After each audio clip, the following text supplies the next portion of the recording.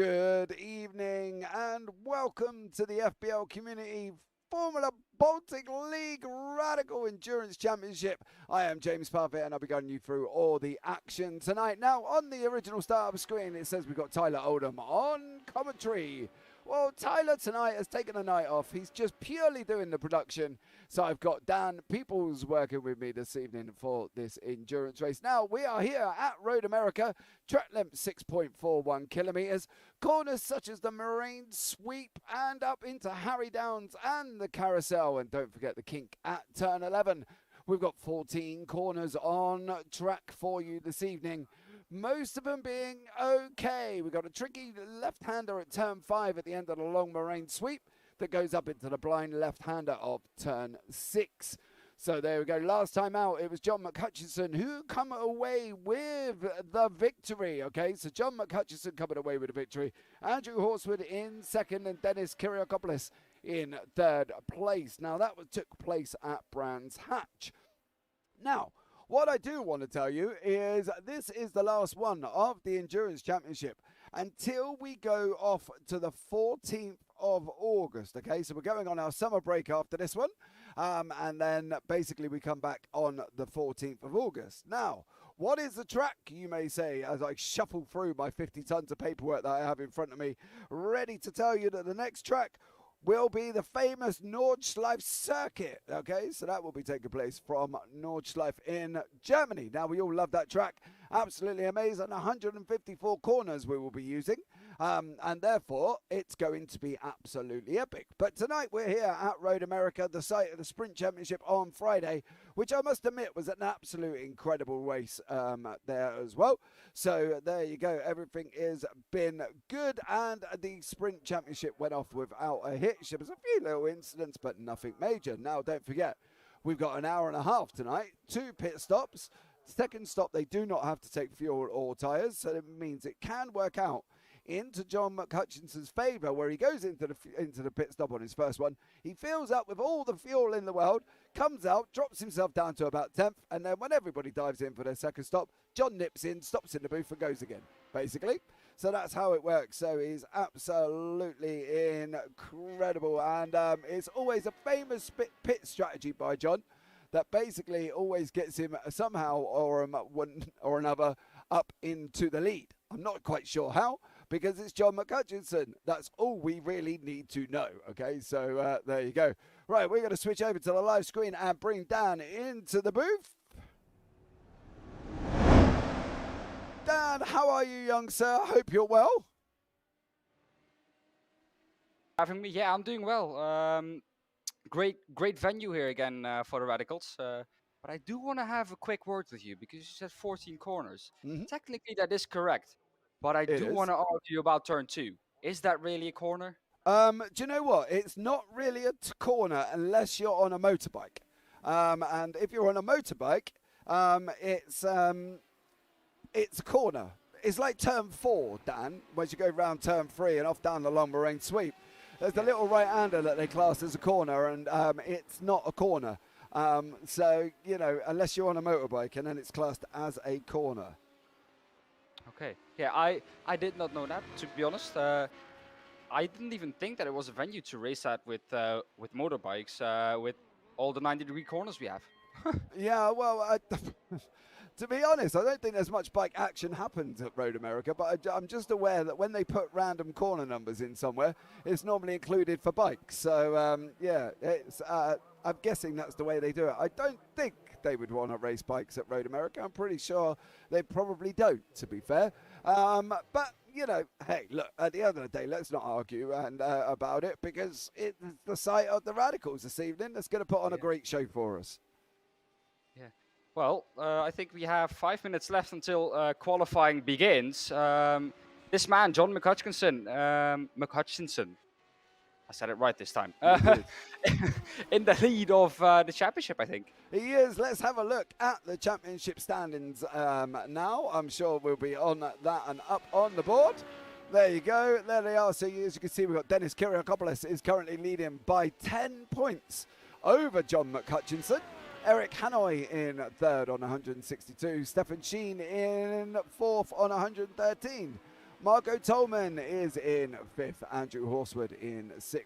Niha Gluskic in 7th. Graham Brown in 8th. David Walters in 9th. Anders Liliorde in 10th. Daniele Cascado in 11th. David Rolliston in 12th. Joel Amos in 13th. Colin Wynn down in 14th. Mike Pousson in 15th place.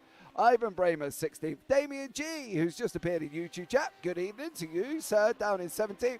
Paul Grubb in 18th. Paul Clark in 19th. And Francesco Cascino down in 20th. Round out our top 20. So there you go. So that is the current standings in the league at this moment in time. As you can see, we've got John McHutchinson out on track. Mike Bousson set the fastest time at the moment on a 1:58.17 there, Dan. And it's looking like if you can get below 2 minutes, you should be up at the top end of the table, as we see poor Dennis Kiriakopoulos going round there. Not too good start from him. Yeah. When we're talking about qualifying, though, I think that the time that Mike has set now, to be honest, I think it's going to drop below the 1:57s in qualifying. So to be near the top, I think, near the top 3, because I know those drivers are really quick. I think you would want to drop below the 57s, as we see Dennis Kiriakopoulos have a little bit of an off in practice. I don't think he wants to do that in the race. No, looked like he hit the outside corner of turn 3, got on the gas too early, and around he went. So there you go. Poor Dennis there. I'm sure he'll be back on track, currently sitting in 5th place. So what are we expecting tonight, Dan? Then, you know, we're going into an hour and a half race. We've got 16 cars on track currently. It's going to be a tough one, isn't it, for these drivers? Yeah, this track, of course, with the 14 corners, never easy. A lot of blind corners going into it. Harsh on the tires, though, I think, as well, especially with corners like the carousel. Yeah, the carousel is going to be a tricky one. Turn 5 down at the end of the Marine Sweep is always tricky. And also turn 6 is a bit of a difficult one, partly because it's uphill, blind left-hander. Yeah, so I always had issues with that corner. Yeah, I'm not great at it myself, mate, to be honest. But, you know, I'm not in a radical. I'm just glad that we're still in the SR8 until we go over to the SR10. But I believe that will be taking place next season, I believe. But there are a couple of other things in the pipework, guys, as well. I can't give you too much information at the moment, but let's just say it's going to be exciting. There you go. That's it. That's all I'm telling you. That's all I can say currently. I think qualifying is a little bit different tonight as well, because the laps are a little bit longer here at Road America. Yeah, tell us about it, Dan. What's changed? Normally, I think last round out at Brands Hatch, we had a maximum of 6 laps to keep the number of cars on the track a little bit lower, to give all the drivers a little bit of clean track to set their lap times and that they don't get tangled up in each other. But of course, with the lap times here being around 2 minutes, they've decided to not set a limit on the lap times you can set this evening in qualifying. Yeah, no, it's just a full 15-minute qualifying session, open all the way through. The drivers can be out on track for the full 15 minutes. So that's good, because we do look at a 2-minute lap time here. So it will give the drivers more chance to sort of get out and put their fastest lap times in. Yeah, and I think if you do the math, if you give them 6 laps, they would come out at, I think, around 13 minutes or 12 minutes. So they don't want to leave anything on the table there. So I think everyone will be going out as early as possible. So I think they will get around 6 or 7 laps in anyways. Yeah, and I think that will be the case as well. And don't forget that we've got the 24x limit where they would get a drive-through after 24 incidents. So they're going to have to be a little bit careful. I'm not saying that anybody's going to get to 24x, because at the end of the day, you know, that's more than enough for people not to. But it can happen, can't it? Yeah. They behaved 2 weeks ago when the X limit was 12. So why can't they this week? Well, that is it, you see. So maybe we need to go back to an X limit of 12, because, you know, they managed it last time out in Brands, and that was purely because it was the session setup was set up incorrectly. But at the end of the day, they've got 24 limit now, so 24x limit. So they may be a little bit more generous on some of the off tracks that they'll take, but you know, at the end of the day, these are top quality drivers, and I'm not expecting them to get anywhere near the 24x limit, to be fair. Yeah. Well, there are a couple of difficult corners where you can easily pick up those incident points. Turn 3 being one of them, as qualifying has started now. Turn 8, one of them as well, before the carousel. A very easy one because you do have the runoff, but the track just kind of falls away from you, and it is off camber, so easy to drift wide on the exit and take that one incident point. Yeah, I think, to be fair, turn 5, you know, this one here that David Waters is going into can be quite difficult if you run slightly wide. Okay, and miss your braking point, and I've seen that in other series where they do end up running wide and going off track. They're pretty good around the carousel, down to 7 and coming down to 8 where David Waters is now. That's normally fairly okay. There may be a couple of people that might run it a little bit deep and go off that off track there. But apart from that, they should be all good. Canada corner can be a little bit tricky if they get it a little bit wrong and goes into in slightly deep. But apart from that, I think, to be there, you know, they should be able to manage to get round the lap. Yeah, I think as well that Canada corner turn 12 is flat for the drivers. Not in this one. The kink, no, turn 11, the kink should be flat. Oh, okay. Turn 12 is here now. They do have to. Corners. Yeah, that's all right. Don't worry. They do have to brake for that one and bring it down. As we see David Waters, we're going to jump onto the roll bar with David Waters to take a lap around Road America. So here we go now. We start by going up through the gears, up over the hill.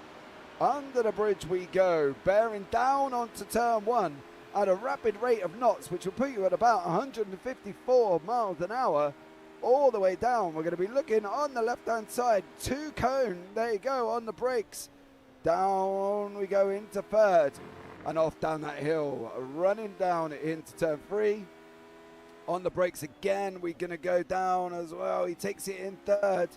Up onto the accelerator. Be careful not to run too wide. Now, this is turn 4.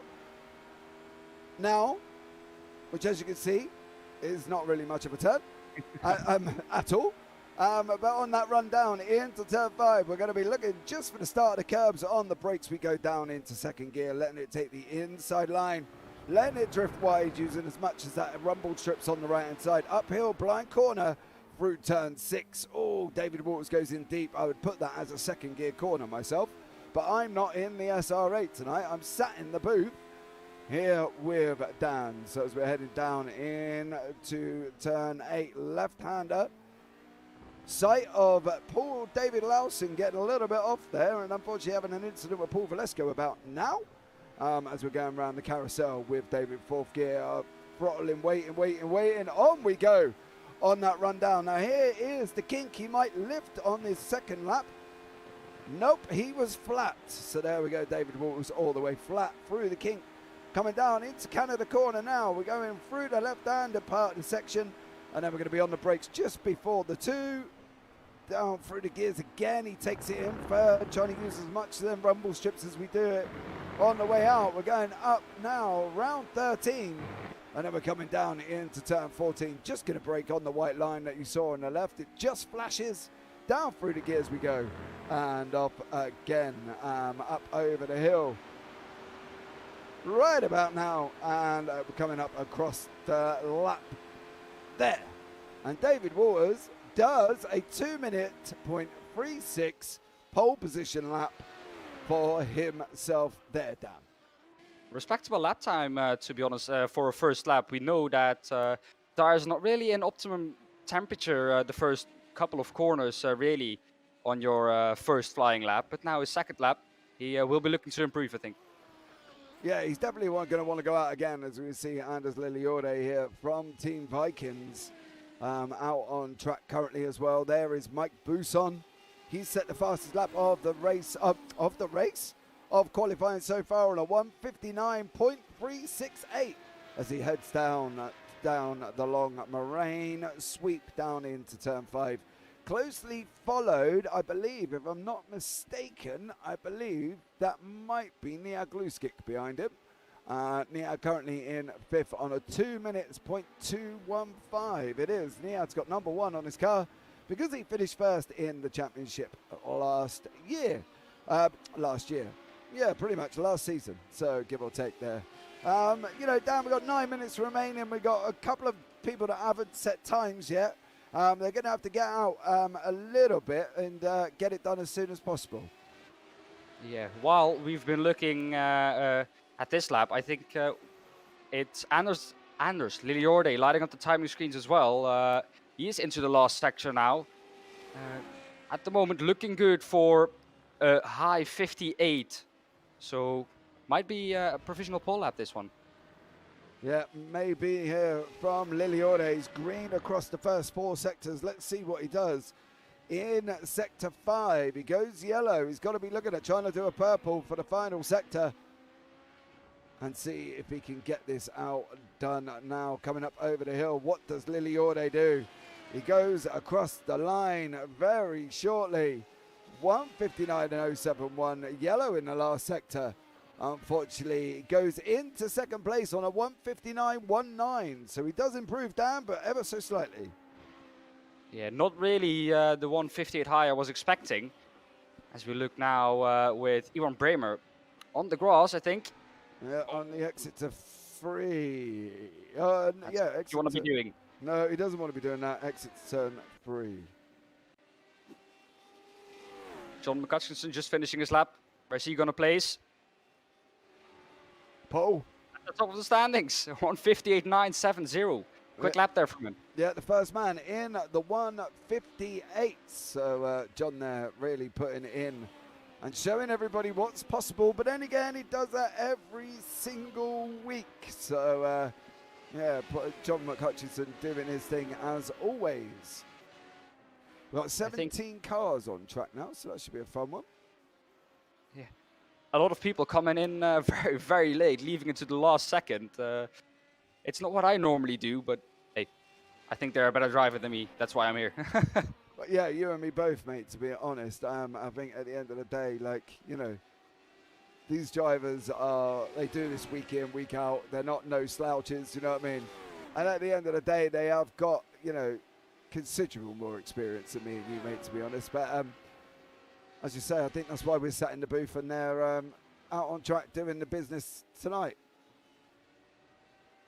Rather be them than me, because of course I would be at the back of the grid with my 2-minute 2, because I gave it a crack earlier, but I just couldn't get a hang of the track. It's a track which for me, to be honest, is a track that I need a lot of laps on, because a lot of blind corners. I need to learn the track. I bought it like 2 days ago.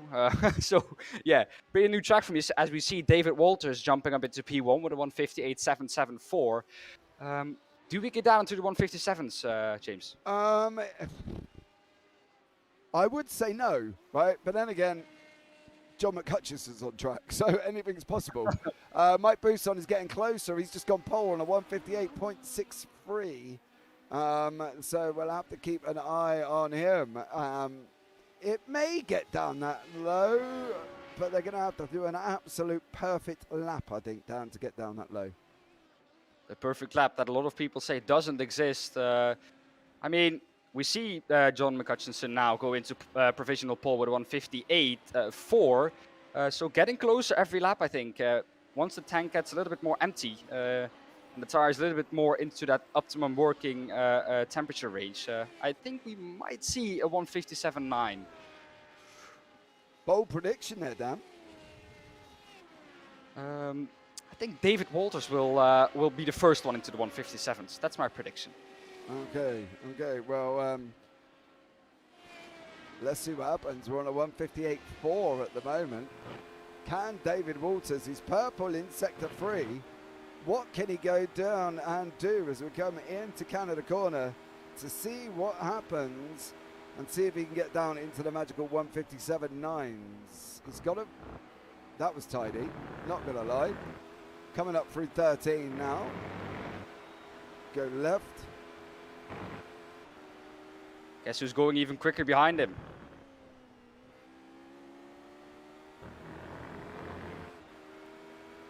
You rise now up onto the Road America. straight, I think it's called. Am I right with that? Yes, I am. Yeah, it's the Road America Straight, but everybody kind of knows it as the start-finish straight. As well. As well, yeah, you know, at the end of the day. Buson is green, yellow, yellow, green, yellow. So we'll have to see what he can do as we go on board with Daniele Cascado. He's green across 3, purple in 5. What is Cascado going to do? This should be an improvement, I think. But how high up is he going to move?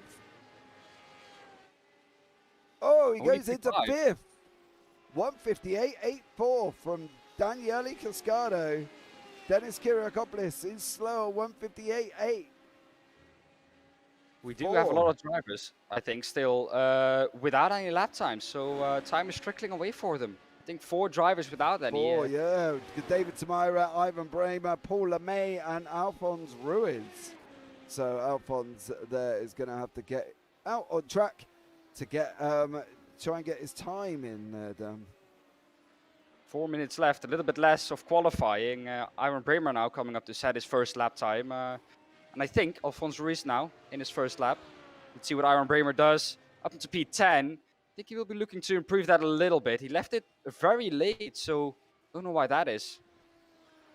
I think it was late joining the session, I think. So, yeah, I think he was late joining the session. So that's unfortunately why he's quite late getting a timeout at the moment. But on the upside, we have got only Alphonse Ruiz is the only driver below 2K. And he's, to be fair to him, he's only 37 away from being 2K. So, and Alphonse Ruiz has had an off track. That's why he's got no time set currently at the moment. I've been above 2K once, and I've dropped down to 1.8 again. So it's difficult. I find myself just plateauing at the 2K mark. Don't know why. I'm just bad. Look now on board with Steven, or on board with Steven, into the last corner onto start finish straight. Oh, and that is not what you want to see. Last corner of his lap, and that's his lap done. Yep, Steven Place there going round. Unfortunately, the two Madai guys are kind of almost towing each other around this track. They got to be careful not to trip over each other, though, as it's looking They're like racing. They just did then. That's what we asked them China not to do. And unfortunately, that's exactly what happened. As you can see, Cascado slowing down on the left to try and get Mr. Niagluskic further at the championship. As we can see, Dennis Kiriakopoulos here as well. He's out on track currently in 3rd place. Always going to be there or thereabouts at the top of the standings there, Dan. Kind of expected, you know, where he is at the moment. I think he will be happy with 3rd place currently. Yeah, only 14 thousandths of a second away from Mike Buson in P2. So if he can improve, it's not a lot. If he can find those 14 thousandths of a second, he might be able to improve one more position. Yeah, as we think there, this could be everybody's last lap who have gone past the start-finish straight. As we see Liliorde now just coming around turn 14. Up over the hill he goes and across the line about now. Yellow across the board, so I don't think he will improve. No, with a 159.9, that is a second off his fastest lap. But we have Mike Buson with a purple forward sector, and he is second at the moment. Can he find those 2.5 tenths? What do you think, James? Well, we'll have to see from Mike, because he's very quick. We know that, you know, he's sitting at nearly 4.5K. Absolutely flying. But it's going to be interesting because it's 2 tenths, right? Which to me and you, we know in racing can mean the difference between win or losing. But in conjunction with time itself, it's not a lot, is it? Yeah. Well, we do have as well Dennis Kiriakopoulos on 2 purple sectors now, coming into turn 14, the last. Never mind. This is Dennis Kiriakopoulos. 158.65. He goes second on a 158.46. So not quite sure if they're going to get into their magical 157s. To be honest, James, I don't think so. I think they left a little bit too late. or it has to be, like you said, a perfect lap now. But 3.5 tenths, even more to find for John is, I think, a little bit too much. Yeah, I think it's going to be a little bit tough for them to hit that, to be honest. I think at the end of the day, you know, I think they're going to be stationary whereabouts they're going to be and where they're going to finish. So it's going to be, I think, as they are, Dan, currently. So, yeah, have to see how that one works out for them guys. Yeah. Well, we do have, or I don't know if that's from last lap still. That could be my timing screen lying to me. But we do have, I think, Dennis on 2 purple sectors, 4 and 5. I believe that may have been the last one. Because he's where is he out on track? He's going up around the carousel currently. So yeah, Not quite there then. Yeah, not quite there. He's up around the carousel, top part of the circuit. Qualifying will be coming to an end very shortly, as you'll see all the drivers who are coming across the line pulling over and getting out the way and off track. Currently only 4 drivers out on track. The number 14, quickly check who that is. That is David Tamira. He hasn't set a lap time yet. So this will be his only flying lap, I think. Yeah, and we have literally, it's worth noting as well, we've got about 15 hundredths of a second between first and fourth place. So wow. Absolutely nothing. Less than 0.2 of a second between first and fourth. So we could be in for a well and truly spicy endurance race. Now we tell the drivers to take it easy and not go full pelt at the beginning. But that's, you know, that's just like nothing in it. It's like almost telling my 11-year-old son not to eat everything in the fridge when he's hungry. Exactly. You know what I mean? He's always going to do it. Yeah, he's always going to not to do it. He is going to do it. Exactly. I tell him to keep his nose out of the fridge because he's just eating dinner and his pudding, and he goes in there and eats half the fridge as well. So, you know, leaves everybody else with nothing to eat apart from himself. So if you could see him now, he's actually sat behind me staring at me evilly, knowing that Dad is talking about the fact that he goes and eats everything out of the fridge. So there you go. He'll be all right, everybody. Don't worry. Don't panic. There's nothing wrong with him apart from the fact he just eats everything. So there you go. We're just waiting for the qualifying results to come up. And then we'll be away for an hour and a half race. So here is the qualifying. Dan, why don't you run us through them? Well, we have John McHutchinson in first place, like he always does in qualifying. Dennis Kiriakopoulos in second, only 87 thousandths behind him. Mike Busson in third. Fourth, we have David Walters. Daniel Cascado is in fifth. Eric Hanoi is in sixth. 5 tenths off the lead. Very close, though, between P5 and P6. Seventh is Stephen Place.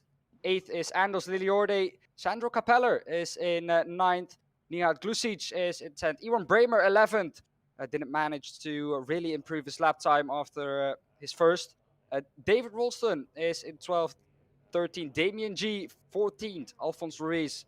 15th, Gary Truby. 16th, Paul LeMay. And 17th and last on the grid is David Tamira. There you go. So that rounds out the grid for tonight's race. So let's see what happens with these guys when they get out on track. We're just waiting for them to appear. You will see the cars that they are in the bottom left-hand side corner of your screen. As you can see, John McHutchinson there on track. But here comes the lights. 1, 2, 3, 4, 5. And we're green, green, green. Big puff of smoke from John McHutchinson there on his one down into turn one. Is this now going to be making it difficult for him with Dennis trying to come round now? Dennis tucks up in behind him. He's looking at the inside. Didn't get it job done there. Cascado made a position at the beginning over David Walters. Stephen Place is running down the inside line. That is Nia Glue's kick. He's just gone past as these guys are coming down into turn 3 now. Anders Liliorde in 6th place. Tucked up behind David Walters. No accidents so far, Dan, but we haven't got down to the dreaded turn 5. Good start there from John McHutchinson, and I think, James, this is the first time they actually listened when we told them to keep it a little bit easy in the first few corners. Yeah, exactly. There's no incidents there at all. David Rolleston has got Alphonse Ruiz on the outside of him. That is his teammate Ivan Bremer, goes in wide into turn 5 and he's now put himself up under pressure. The two HRT drivers side by side through turn 6, and off they go round on that run up down to turn 7. David Rolleston's looking racy in his new red and white livery. He's loving it this week, absolutely. Put it on, and he's put it on with a smile, and he's now quite happy there. Sandra Capella is down in 13th, Damien G 14th, Gary Truby. The two BSR guys currently at the back of the pack, but I'm sure that will change. As we can see, Ivan Bremer run wide. That's going to put him under pressure from David Rolleston on this run down into the kink. Rolleston goes in wide himself. Oh, it's all getting messy at the back between these 5 cars. Ivan Bremer, David Rolleston, Sandra Capella on this run down into Canada corner there, Dan. And can they keep it clean? So far, so good. Was a little bit of a block pass there, though, from I think Sandra Capella. Yes, it was. But we have Alphonse Ruiz in 9th, 5 positions up from his starting position already in this first lap, in P9 currently, and under pressure from David Rolleston's. Yeah, as we see Stephen Place go off there as well. But this is Alphonse now making a move over Gluskit down into turn 1. He's got the inside line. Alphonse in the black with the white rabbit going down into turn 1. Gluskit's trying to run it around the outside on that one down into turn 3. It's not going to work. Ruiz gets a position, and that's another one up into 6th. There is Bremer, the teammate of Alphonse, in the white with the black rabbit. So that's how we can tell them apart, as we can see there. But here is Stephen Place as he's running down into, I believe that was Canada corner. Goes in a little bit too hot, catches the outside, and unfortunately into the barrier. They do have fast repairs, so hopefully he should be back on track very shortly. Yeah. Well, that was a Canadian not really loving Canada corner there. Oh, boom, down. You're getting your, with David Walters. Getting your puns in quicker than I am. Oh, yeah. First time I learned. Well, there you go. It's the best way to be, mate. Best way to be. As we've got Liliode now tucked up behind Cascado, running around the carousel. They're coming down into the kink. We are expecting this to be flat as they're going right now. There you go. Flat out through Canada corner on this run down. Through the kink, sorry, on this run down Canada corner. 2 left-handers. We've gone past 1. There's our second one. We're going to be looking on the brakes. Down he goes into third place, makes it round there, into third gear, makes it round there quite happily. As we can see up front, McHutchinson and Kyriakopoulos are coming within, nearly breaking within half a second. I think McHutchinson's just trying to get away there, Dan, as we see Buson tucked up behind Kyriakopoulos. Yeah, very difficult track though to break the slipstream. It's so strong here with the 2 long straights, 3 even if you count the one running up to Canada corner. Coming into turn 1, it looks like Danis Kyriakopoulos under pressure from Mike Buson, setting the fastest lap there as well, Mike. So he has the bit between his teeth. He does, yeah, with Liliode coming up behind Cascado again, looking up the inside of turn 3. If I was him, I'd wait until about now so we can pick up the draft. The gainers and losers are on the left-hand side of your screen. As you can see, there's only changes from the 6th position downwards. And one of the biggest ones is Stephen Place down, currently 8th. Place is down into 15, but we saw that reason why that was. Just running wide, hitting onto the gravel and then going into the barrier in turn 12. So as we run up the hill now, we've got about an hour and 25 remaining. They've just got to settle in now, Dan, to be honest, haven't they? They've just got to settle down. They've got a long old time left.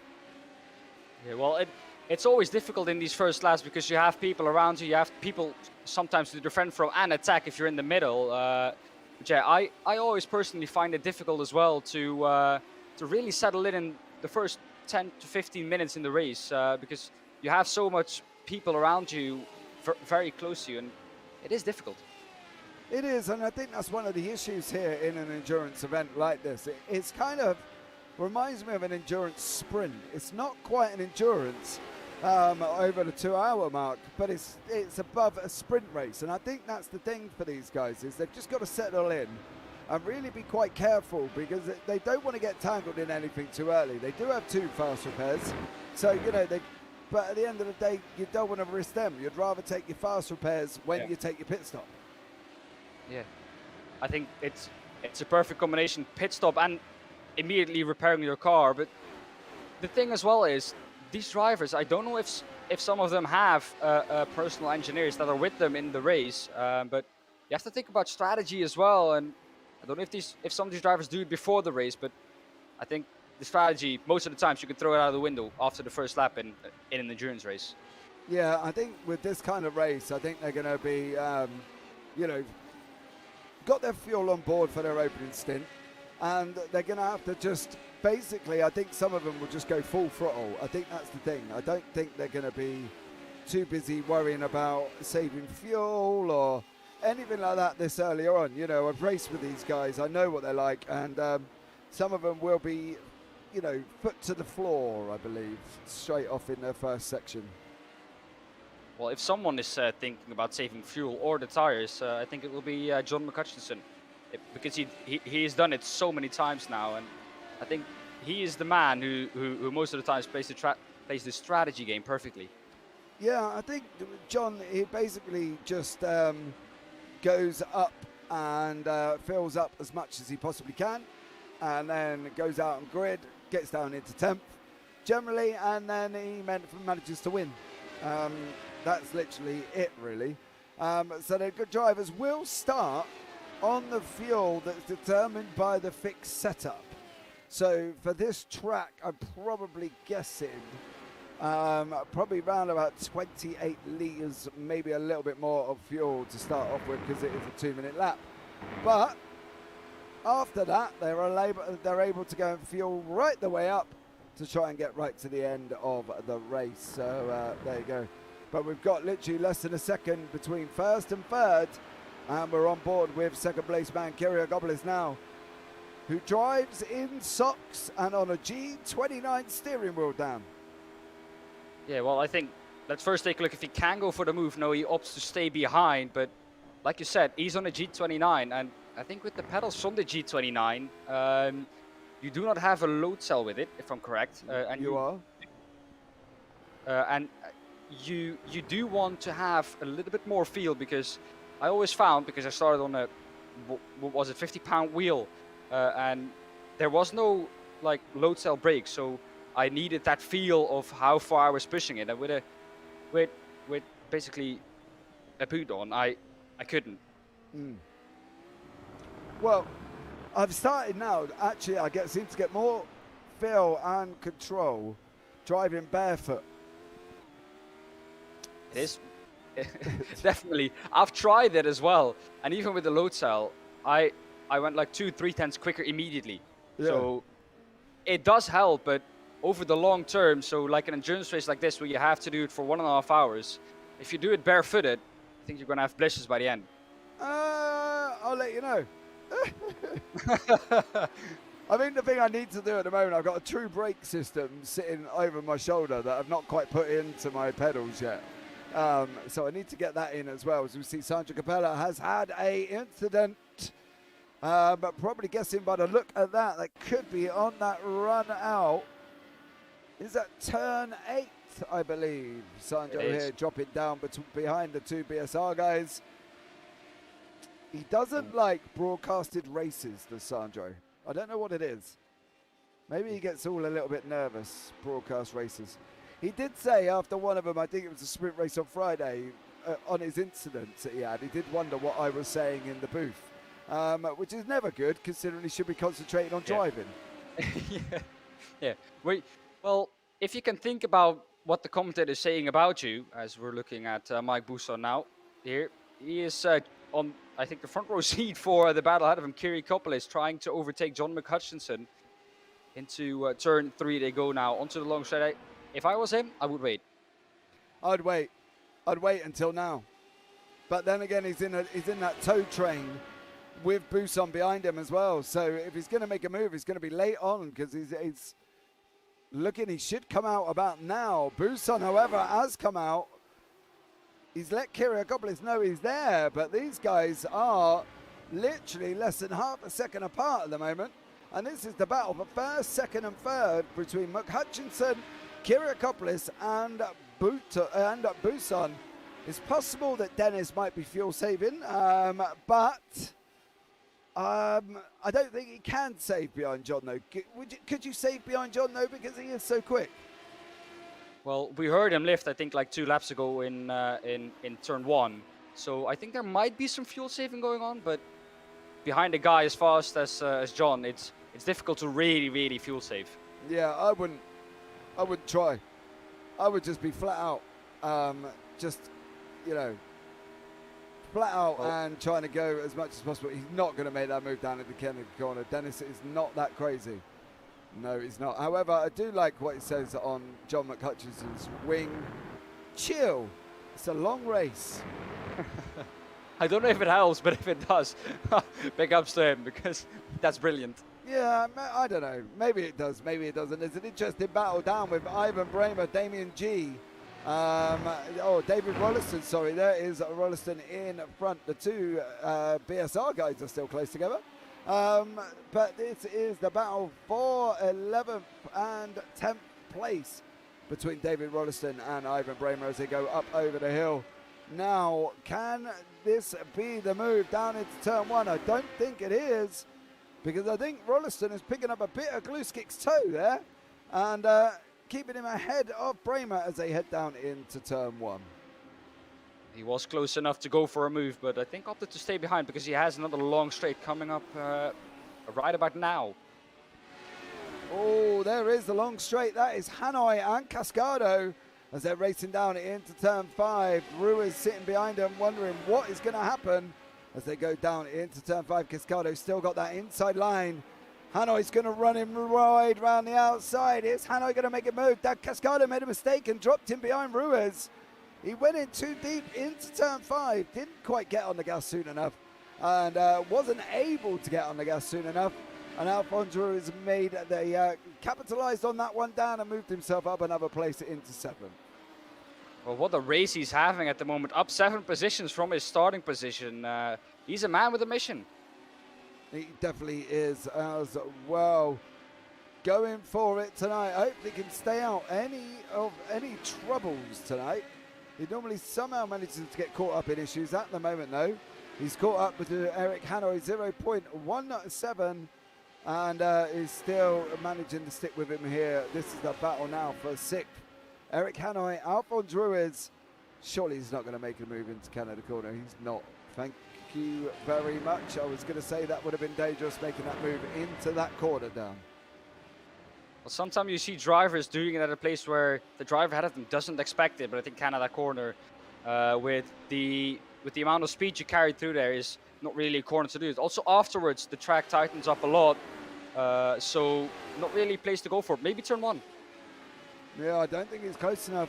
I think it's going to have to be a little bit closer if he's going to be making this move as they race down into turn 1. Let Hanoi know he's there. Nope. It's got to be less than about 2 tenths back. As you can see him now, Hanoi runs in wide into turn 2. They're going into turn 3 now.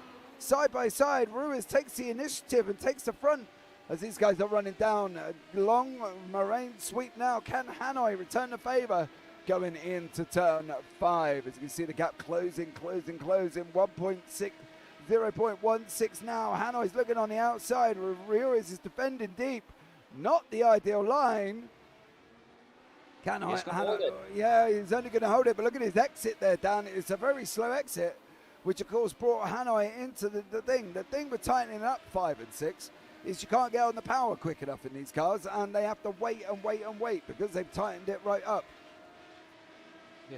Well, I think with going tight through 5 is up to 6. There's not really a long straight, so you can afford to tighten the 5 a little bit in order to defend. But after 6 and 7, I think it is going to hurt you. So we look now with David Rolston into turn 5. Ooh, good save there. Oh, that's up beside Gluskick. He made that stick as well. Stunning move from David Rolliston there. Up, waited on to turn 5. Kiriakopoulos has taken the lead. Kiriakopoulos took the lead over John McHutchison, and we'll show you how that happened right now. No fuel saving then. They had Glucic though close behind David as we go to the replay now. This is down in the Canada corner. He made it down into turn 12. Well, the outside line is the preferred line here. Oh no, I think that was a strategy game here. I think that is Dennis Kiriakopoulos being led through in the lead to be able to fuel save a little bit. Oh, there's somebody in the barrier. David Rolliston's in the barrier. Oh no. We'll have to have a look back at that one, but let's see if Bramer here can pass Glucic on this way down into turn 1. He can. He gets the job done. Car 36 goes past car 1 and puts himself up into 9th place. Let's have a look at the David Rolliston incident to see how he got on, how they all materialized as he's come in now. Grass on the outside, I expect. Oh, yep. Yeah, but no. Oh, that's unfortunate. Very unfortunate. Meanwhile, while we were looking at that, John McHutchison lost another place to Mike Busson. Yeah, we'll have to have a look back and see how that materializes. We see Cascado and Hanoi having this little side-by-side as they go up into turn 8. The left-hander there, we'll have a look back and see how Mike Busson got past John McHutchison. Here it is now. This is the long run, this start finish straight. John moves over again. What is John McHutchison up to? That is the question, Dan, and what do we think? I couldn't tell, to be honest, mate, because why would he let Mike through as well? Because I couldn't tell you.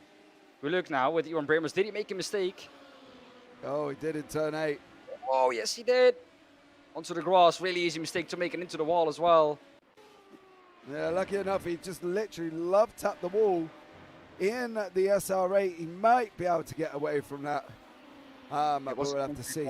Yeah, it wasn't hard, was it? No, it wasn't hard, but it was a concrete wall. And we know how iRacing can be with concrete walls, though. So we'll have to look. But at the moment, it looks like not really hampered by the damage. Yeah, no. He's on his way. This is where Dennis and Mike now have got to look at either just trying to drop John as much as possible. I'm not quite sure what's happening to John at this moment in time. But he's going to have to try and see how he's getting on. Because at the moment, he's in 3rd and he's dropped back to 0.7 seconds back. So as we see Busson here, is he going to make this move down into turn 5? He's looking at the inside. Not going to make it, but Dennis runs in wide. That's what he wanted. Oh, he holds it though, going up into turn 6, and that's still Kiriakopoulos out in front. He forced a mistake there, so he knows he's now vulnerable under pressure. So I think this move will happen in a lap or 2, I think. Yeah, I believe so as well. We've had a prediction from the producer. Knowing John, it's all strategy, he says. What do we reckon? Well, that's the first thing I thought, but I don't get why he's dropped back to 6/10 then. It looks like he's holding place at 6/10. But I don't know why he would do that at 6/10 and not be close to the car ahead. Might also be thinking about his tires. Yeah, maybe. Who knows with John, really? It could be literally any reason whatsoever, because, as you say, most of the time it's strategy-based with John. We know that, and I think most of this is probably no different, to be honest. I believe it's probably strategy-based as well, that he's sitting there in 3rd position currently, letting these two guys scrap it out. He is dropped back to 6/10. But I don't see any reason other than strategy why he would do that. Well, the way how he let them pass as well so easily, it must either be a problem, which I don't think, because he isn't dropping back even further. So I think the only thing we have left then is just pure strategy. Yeah, I think what he's going to want to do, he wants to keep within that 0.6 of a second gap. I think if it goes out to over a second, then he might be a little bit worried, because then these guys are starting to eke away a gap. But one of the things is as well is Busson is looking visually quicker than Kiriakopoulos at this moment in time. So I can imagine Buson wanting to clear Kyrgiakopoulos to see if he can open up the gap to McHutchinson. I think that's the biggest thing for Buson as he's looking down into turn 5. He knows he's got to send it. Oh, there's side by side. Kyrgiakopoulos on the right, Buson on the left. Buson's now going to have that inside line for 6. Still running side by side now on this run down into turn 7. Oh, Kyrgiakopoulos gets it back, but he goes in a little bit wide. This is bringing out Buson again to try and make that move. He's not making the move into 8. That isn't what kind of Buson wanted, really. I think, to be fair, he wants to try and clear Kyrgiakopoulos to see if he can open out that gap to McHutchinson behind him. Yeah. As we look with Ivan Bremer now. Don't know what happened here. What has he been up to this time? Cross on the outside. Yes, very easy to do. If you look into the corner, and it's most of the times very easy to just drop a wheel on the grass, and he returned to the pits. But well done for both of the guys making it work through turn 6, because that blind corner to the left, you heard it, they had to slow down so much. And the only thing these 3 are doing now is allowing David Walters and Ford to kind of close that gap. Yeah, it's come down below 3 seconds at the moment. So if they're not too careful with this fighting, they're going to bring David Walters into play. But I can tell you now, Buson is wanting to clear Kyrgiakopoulos, and he's wanting to do that as soon as he physically can. Into turn 1, maybe. It's just not close It's enough. close. Yeah, he's not close enough down. He's not going to want to send it up there. Yeah. It's not hard enough of a braking zone, really, to kind of put your car alongside Dennis Kyrgiakopoulos. As we see Truby and G swapping positions, Truby is now in front of Damien G, the 2 guys from BSR. The 2 Team guys, maybe. The team guys from Team Madai as well, Dan Cascado and Gluskic down in 8th and 9th. Cascado is down 3 on his grid position. So I have to see how that works. But these guys are back up front, side by side again into turn 6. So we'll have to see how it happens. That was actually Cascado passing Gluskic, apparently. So there, Daniele Cascado up into 8th place. So we'll just have to see how this all pans out, young sir. While we've been looking at this battle for the lead, it's Alfonso Ruiz who has closed the gap to Eric Hanoi for 6th position. So he could be gaining another positions, gaining him 8 positions in the first 25 minutes. Yeah, Buson has just cleared Kyrgiakopoulos as well. Buson has just got the job done on Kyrgiakopoulos. That was believed that was in the early stages after the carousel. And that is Mike Buson through. Now, the interesting thing here, Dan, will be to see whether or not Buson pulls away. I think we can already see the effect of that. And I think Dennis Kyrgiakopoulos is going to hang on the straights, but is going to struggle in the corners, because it looks like Mike Buson now does have the edge over Dennis Kyrgiakopoulos. But the thing I'm interested in seeing now is John going to react to this and try and overtake Dennis as well? You would have thought that would have been his strategy. You know, Walters has got the time down to 2.5 seconds now, so he's closing as well. Maybe his strategy might be to try and clear him. It's a difficult one. Hanoi and also Alfonso Ruiz there. I'm just going to make an adjustment to... That's a late dive. Oh, that was late from Hanoi. As you can see there, Eric Hanoi was very late on the move into that corner. As we can see, John McHutchinson here looking at making that move down into turn 5. Is he? He's not too far back, I believe.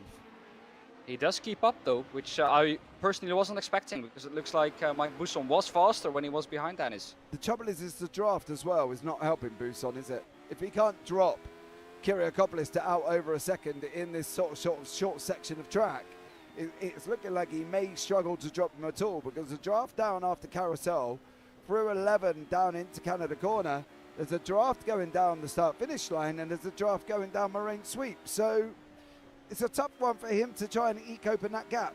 You know, he's nearly out at half a second at the moment, as is McHutchinson. He's got McHutchinson out to a second almost. But, you know, it's going to be tough for him to pull away, I think. Well, the thing is, you can see Dennis also through the first and second sector, just keeping close to the back of that number 4 machine, and I don't think that Mike Busan has the overspeed to clear him. Maybe not. Mike was half a second quicker though. That's the problem in the last lap. Mike did a 1:59.33. Kiriakopoulos did a 1:59.89. Let's see what happens. Walters is gone into the pits. So David Walters is the first of the pit stoppers. And there you go, David Walters is now going to be dropping down the field, no doubt. Probably out, well, might even be at the end of last place, to be honest, depending on what his fuel strategy will be. Busan 1:58.75, Kiriakopoulos 1:58.7. John McHutchinson, though, 1:58.91, so 2/10 slower. He is struggling a little bit, it looks like. I don't know what that is up to, but yeah, weird to see John drop back this far. Yeah, Eric Hanoi and Alphonse Ruiz are still in that battle for 5th and 6th. Further down the order, Damien G has got Sandro Capella for company. There is Alphonse Ruiz. There is Sandro with the 2 BSR guys separating the track. Are they not going to let him through? Sandro's kind of, they have, yeah. That was Gary Truby letting Sandro Capella through. Or was it a mistake? Yeah, it was. Well, that explains why he was so slow in the straight then. He wasn't letting him through. He just did not have the run onto the straight. So I think he might be looking to overtake him again. Yeah, however, that was a great drift by Gary Truby. I'm not going to lie. It was like Tokyo drift style. Yeah. When Diesel is learning, like they say. Yeah, definitely had a good old slide on there, and was very impressive from Gary Truby. You know, well done to him for holding on to the track. Here is Alphonse Ruiz and Eric Hanoi. Still battling it out. I'm expecting this to battle on until probably around about the pit stop stand, which should be happening any time between now and the next 5-10 minutes, I believe. Yeah. Well, with tires, you can take tires. I think you're not. It's not mandatory to take tires in the second stop. No, but they don't have to. You could leave it till the last stop, or can't you? You can, but you do have to take your second stop 10 minutes before the end of the race. And also, as well, you'd want to burn, I think, to be honest, I'd want to burn my tyres as quickly as possible for the first stint. Change tyres, and then on the second one, I don't have to, because you really want to keep that second stop as low as possible. Well, if you change the strategy a little bit, and this is just a pure guess, and you make the first stop a little bit shorter, and do the second stop, which you would do in the first stop, just switch the 2 stops around. And if you have slipstream and you could hang on into the slipstream with the older tires, you have the tire advantage in the last stint. Well, yeah, you can say that. It can happen. As we see Truby, Capella and G still having his epic freeway. However, Capella has just sent it out the inside. Goes in wide in turn 5. That's allowed Damien G back through. Truby's on the inside for 6 now. There you go. Gary Truby is through as well. The 2 BSR guys are cleared of Sandro Capella in one corner. But that is the problem you have while fueling. So this is a replay of Ruiz and Hanoi.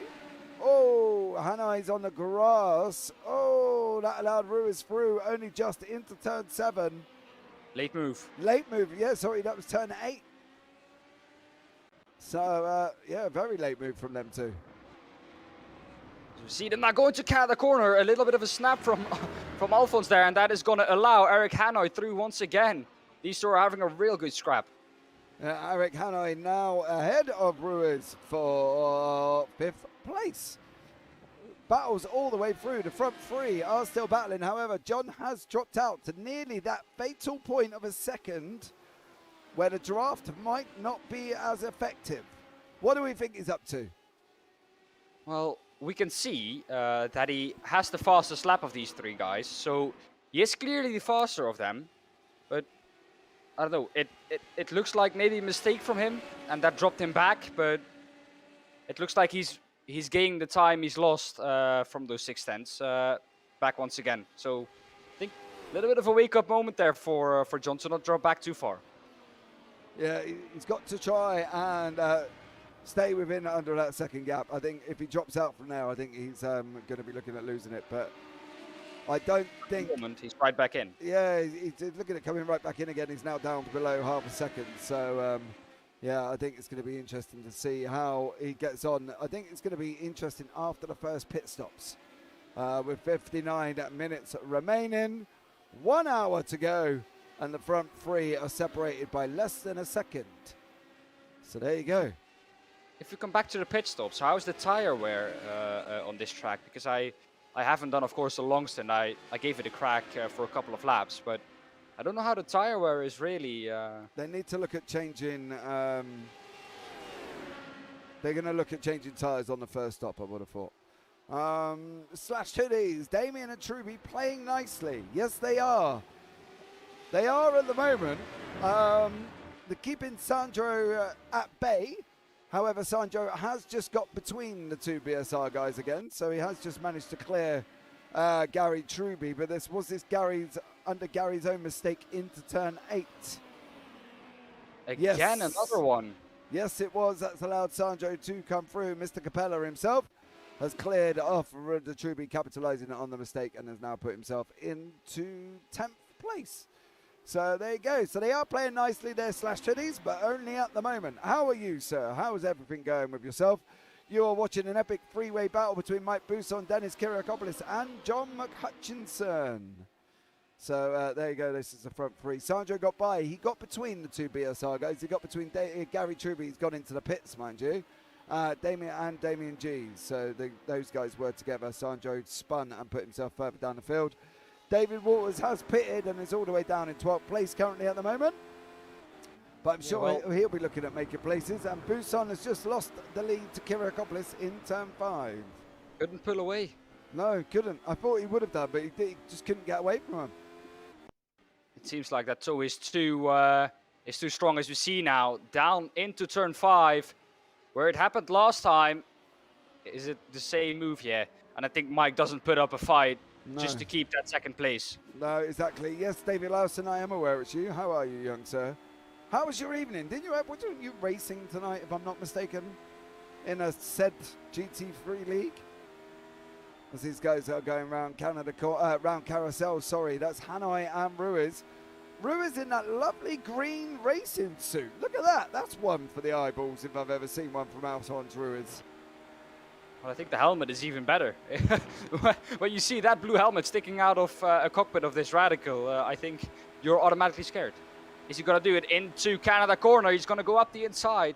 Thinks the better of it, though.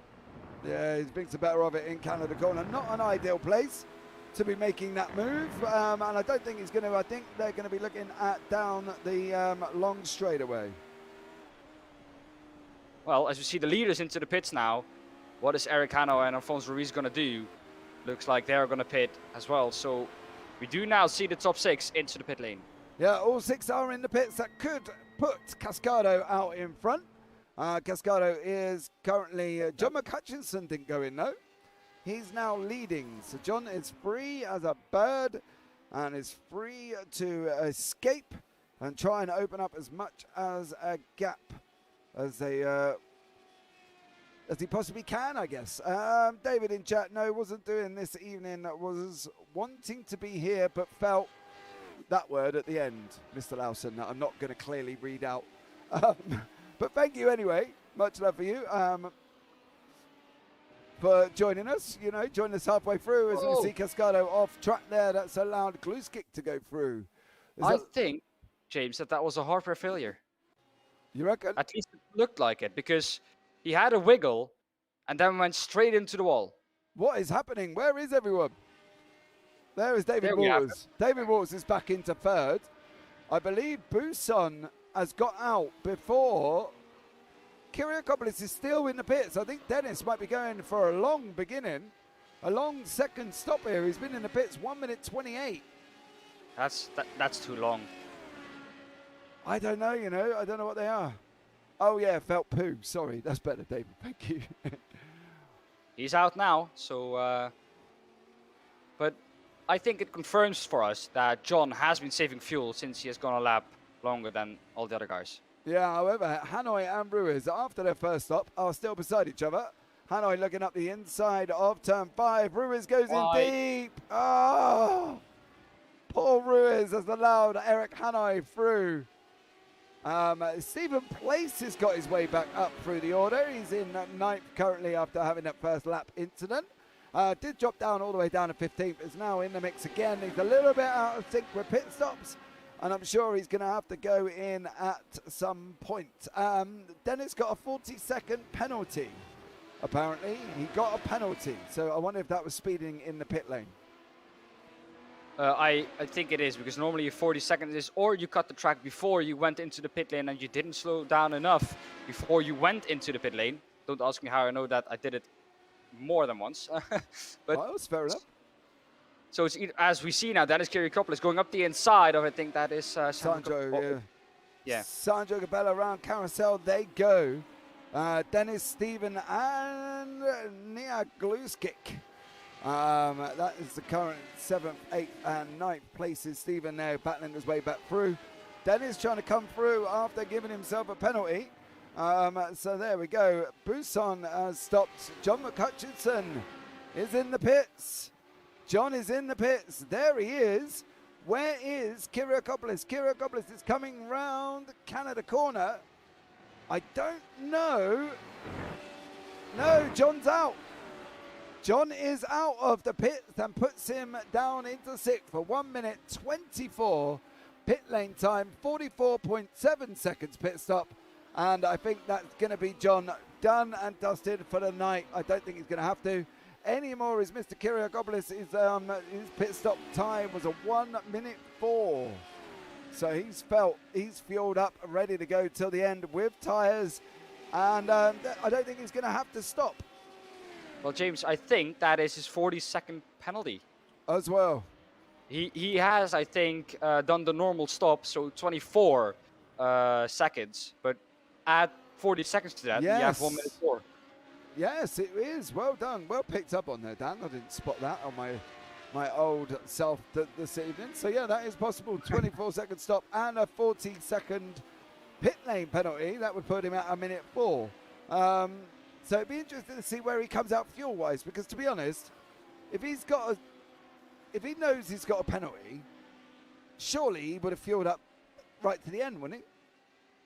Well, if he would have done that, I think, then he would have had the same pit stop time as John, and that is 44 seconds. So it would be 1 minute 24 then, if that is the case, because I do think that John McCutcheon is good to go to the end. Yeah, I believe he is. I think it's going to be interesting to see how this one pans out. A lot of mixed strategies at the moment between the guys. As I say, John is fueled to the end. He always is. So there we go. David Lawson in chat. How are you feeling now? I hope you're feeling better. Are you feeling happy, young sir? That's all that matters tonight on a Sunday. Are you feeling good?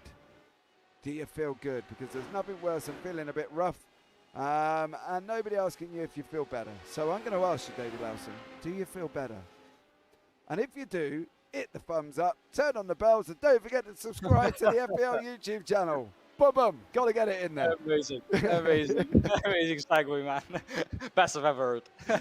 You got to get it in there, mate. You got to get it in there. Oh, yeah, you do. But this battle now for P4, this was for P5 and 6 before, but now that John has dropped away from the top 6 or top 5, this battle is now for 4th position. It is, yeah. Now, a message from producer Tyler Oldham. Bum, bum, bum. Cascado's VR crashed. Very frustrated and disappointed. I was about to enter the pits as his VR crashed. So that could explain why he DC'd from the session. Yeah. So like, there you go. Hard for failure. I think that was the one we saw going straight in the last corner. Yeah, I think that was it, and his VR crash just about to enter. David, I feel better now, but now gutted I'm not here. Had fun on Friday, yes, mate. It was a good one Friday night. Yeah, it is a little bit weird not having you here, but, you know, what can we say about that? You know what I mean? You know, the problem is, though, right, you're going to clash, aren't you, with some of the other racing that you do on a Sunday, if I'm not mistaken. Or am I mistaken? I could well be mistaken, because this is me and this is possibility. So I may be just mistaken, but I think Sunday night racing would clash some point. Well, if it's only one race. I think it was 3, if I worked out the calendar correctly. Go Liliorde Team Vikings, says Stefan Sheen, as he's there in 3rd place. But about just under 5 seconds back from David Walters in front, who did a 1:02 pit lane time, 23-second stop. So we are expecting him to take fuel on the second time around. John McHutchinson, possibly the only man who's not got a fuel up for the second one. Damn.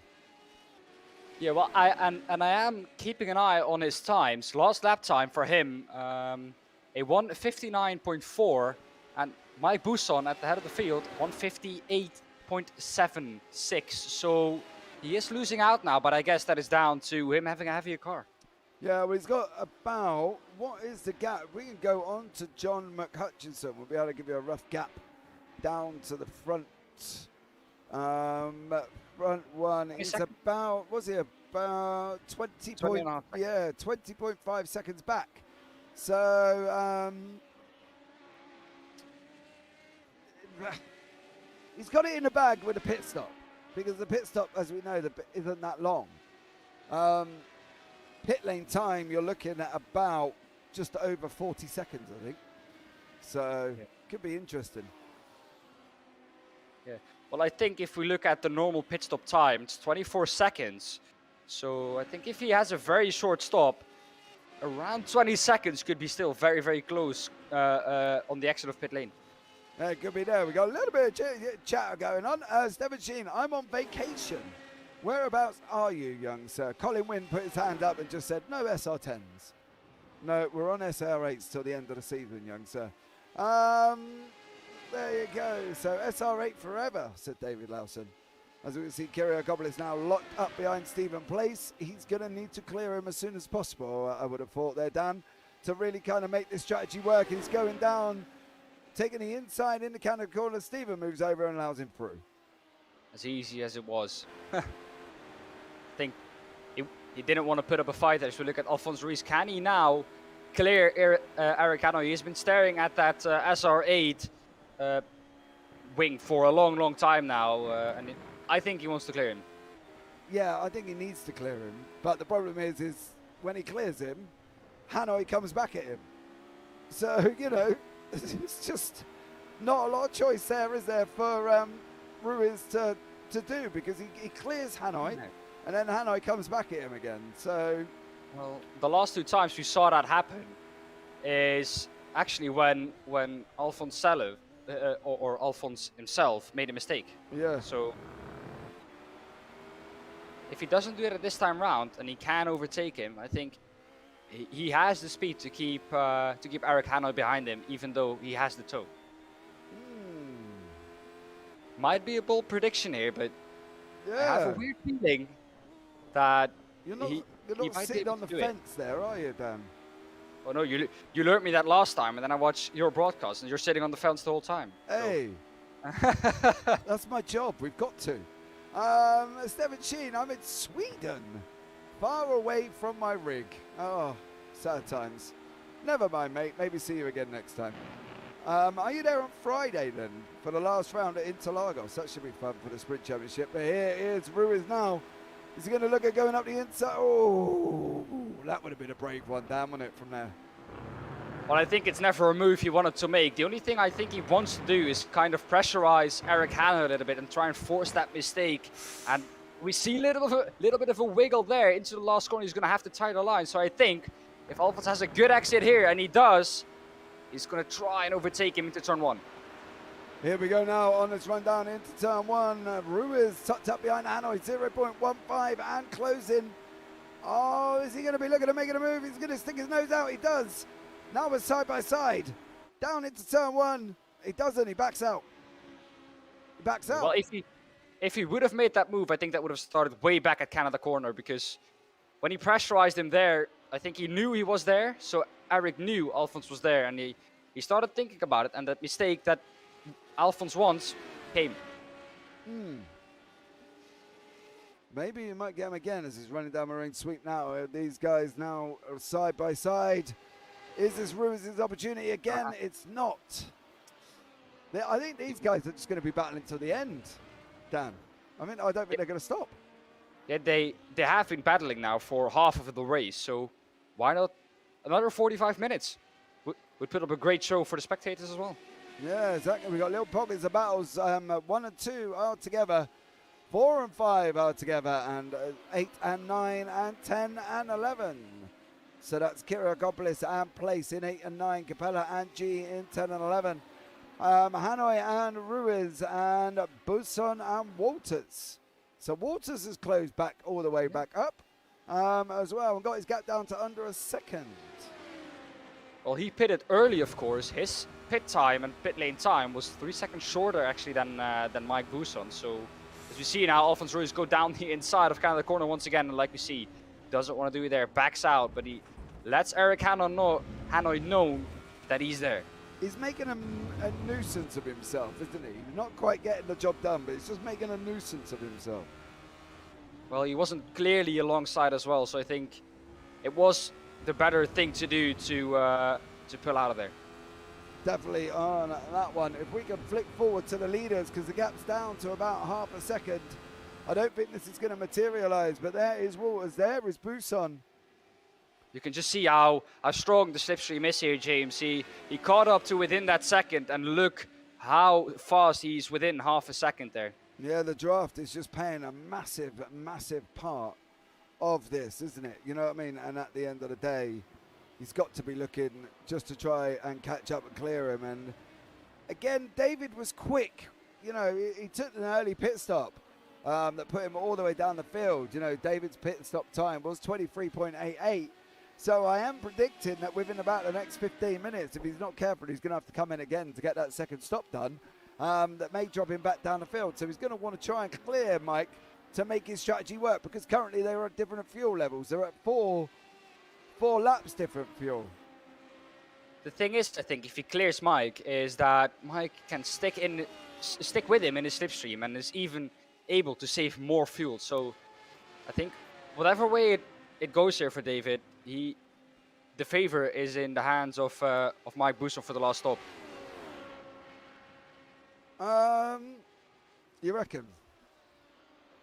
Yeah, because he pitted earlier, so his last stop, I think, will either be the same or longer. Because his last pit stop time was 24 seconds, so he, I think, did exactly this, or has exactly the same fuel at the start of his stint than Mike Buson did. So I think he will be pitting earlier and longer. Okay. That's going to be an interesting thing to keep an eye on then, guys, because we have got pit stop times are on your screen. As you can see, Stephen Place was involved in an incident. He's close. Yeah, he pitted on lap 1. If this is Ruiz' chance there, Dan, this is where he's going to do it. He's close enough now. Finally close enough. He can finally try it now into turn 1, keeping in the slipstream for as long as possible to be alongside or fully be alongside into the corner. He does it now up the inside, and that is easy. Ooh. You put easy and iRacing in the same sentence. Dangerous. Because Eric Hanoi will look at coming back at him, and he's going to be looking at coming back down through Moraine. Here we go now. Hanoi's got a lot better run out of turn 3. He's pulled out early. He's alongside already. Just coming up beside him. Is he going to get the inside line for 5? And Dan, that was easy for Hanoi. Exactly. Well, it's not over till it's over, though. Up the inside once again, Alphonse Ruiz, and now he has cleared him once again. Oh, well held there from Alphonse Ruiz through turn 7, 6. Yeah. Ruiz was like an ice skater with only one ice skate on there, I'll tell you that much. He was having an absolutely incredible scrap. As we can see, Damien G and Sandro Capella. Damien going through there, taking 10th place. Oh, so wide around. Oh, Damien G. On his teammate as well. No, that was Sandro Capella. Gary Truby's behind him. He didn't catch it. He's not in that battle. It was Sandro Capella. Oh, he just cleared Capella. David Lawson had just put in chat. Damien is getting close to Sandro. He clears Sandro and unfortunately does not clear the wall, Dan. Oh, so unfortunate for Damien G there. Well, I think that's got to be an early call to pit road because that car did not look happy. No, I think this is going to be Damien G's second stop, and to be honest, I would take it. I don't think he would have used his fast repairs, and I would look at taking it. Oh no, says David Lawson in chat. Damien, sad face. I think Damien G's going to be looking at taking his second stop if he can get that car back to the pits. He's coming around Canada corner now. If we can pick up on him, because he has got Gary Truby tucked up right behind him, his teammate. There we go. There is Damien. There is Gary there. Oh, no. Keep it on track, Damien G. Let's see if he can make it back to the pits. There is David Rolliston gone past as well. That is one sick-looking Radical currently at the hands of Damien G. Absolutely gutted. Was doing so well in the BSR Radical. And I would look at diving. Did he dive into the pits? Yes, he did. He went into the pits. Good choice. Get your fast repairs done and come back out and fill right the way up and get to the end of the race there, Damien G. But this is David Waters and Buson. Current closest battle on track. Everybody seems to have spread out a little bit, Dan, as we get into the latter stages. But we are expecting them all to come back together. This reminds me, Dan, looking at this now, almost like a Formula One race. We had them all at the beginning. Then we had them all at the pits. Now we've got the second phase. I sound like Martin Brundle when I say this. The second phase of the Grand Prix, where they're all kind of spread out. And then we're going to be looking at the finals phase of the Grand Prix, where they're all going to be coming back together again. Yeah. Well, the thing is, I think we have some groups out on track as well. That because you and me know how strong the slipstream is here, and once you catch up to someone and you're not really able to follow if you're outside of the slipstream, but you're 3, maybe 4 tenths slower a lap, that slipstream is going to pull you right along. Yeah, I'm wondering, right? I've just looked at the pit lane now, and there was Ivan Bramer's HRT with a big puff of smoke coming out of the back of it. It almost looked like it was on fire in the pit lane there. And I did wonder why he's been in the pits for 32 minutes. But if he's blown an engine, or he's out of the rig altogether, and that car's gone and sat there with the ignition on, that'd be why that's gone and smoked up. And that could be why he's down in 15th place currently. Well, we saw him, I think, return back to the pit lane after he had that moment off in turn 3. And I think he's gone away from his rig now and just let that car idle. And that's not good for the car, as you can see. Yeah, he's gone up in smoke, mate. So, not a healthy car. I don't know. Maybe he's... I don't know. Who knows? He's still in the session, apparently, so he could have left it AFK. Gary will be having a words with... for the repair bill. Yes, definitely will be. I maybe know that Damien G's just taken a fast repair. He's back out on track already. He is currently a lap down, showing as a lap down. But he is out on track. However, the front two still continue to fight. Here is Buson, here is Waters, as they're going to be entering, I think, shortly that second pit stop phase. Dan, it'd be interesting to see how this all materialises after the second pit stop, I think. Yeah, like you said, I think a minute or two ago, we expect them after their second pit stop, the strategies to play out. As we see now, David Walters beginning here, the second pit stop phase. It was that little bit of a touch there that I heard. No, that was, there's Ivan Bramer's Radical. I do find that quite amusing. He's sitting there just smoking his head off, sending smoke signals. There he is. Bless him. No driver in the car, though. No driver in the car. Maybe he's nipped out and gone to the toilet. Who knows? I don't know. Ivan Bramer, let us know what's going on if you are in chat. Maybe we can get the producer on it and go and tag Ivan and see if he's still available to see what is going on. But there you go. Ivan Bramer is not in the car. But David Waters has gone in for his second pit stop. He really wants to come out round about 9th place if he can, to make it worth his while because when these cars, I think he's going to come out below Sergio Capella if he's not careful. He's dropped down below Kyriakopoulos. I think he's going to drop below Stephen Place. And he's going to drop below David Walters. Sergio Capella. He's got to be looking at coming out soon. Surely he's been in there for over 1:10. Well, I do not know why he would be in pit lane for so long. He's over 44 seconds now, so it isn't a longer stop. I don't know what is happening there. That's insane. David Walters is still pit stopping. Has he messed up? I think he did. It can't be. Did he get the pit? I think he got a speeding in the pits, you know. Oh, yeah, he did.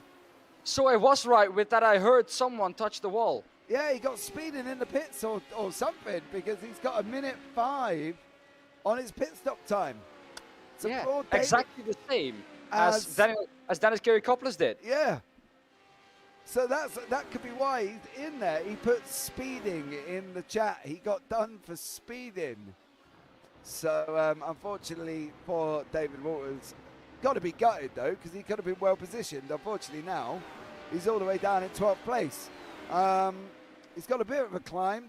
Drivers have got to make their second stops, but whether or not he's going to be close enough to be able to close the gap up, well, we'll only have to just see at the moment.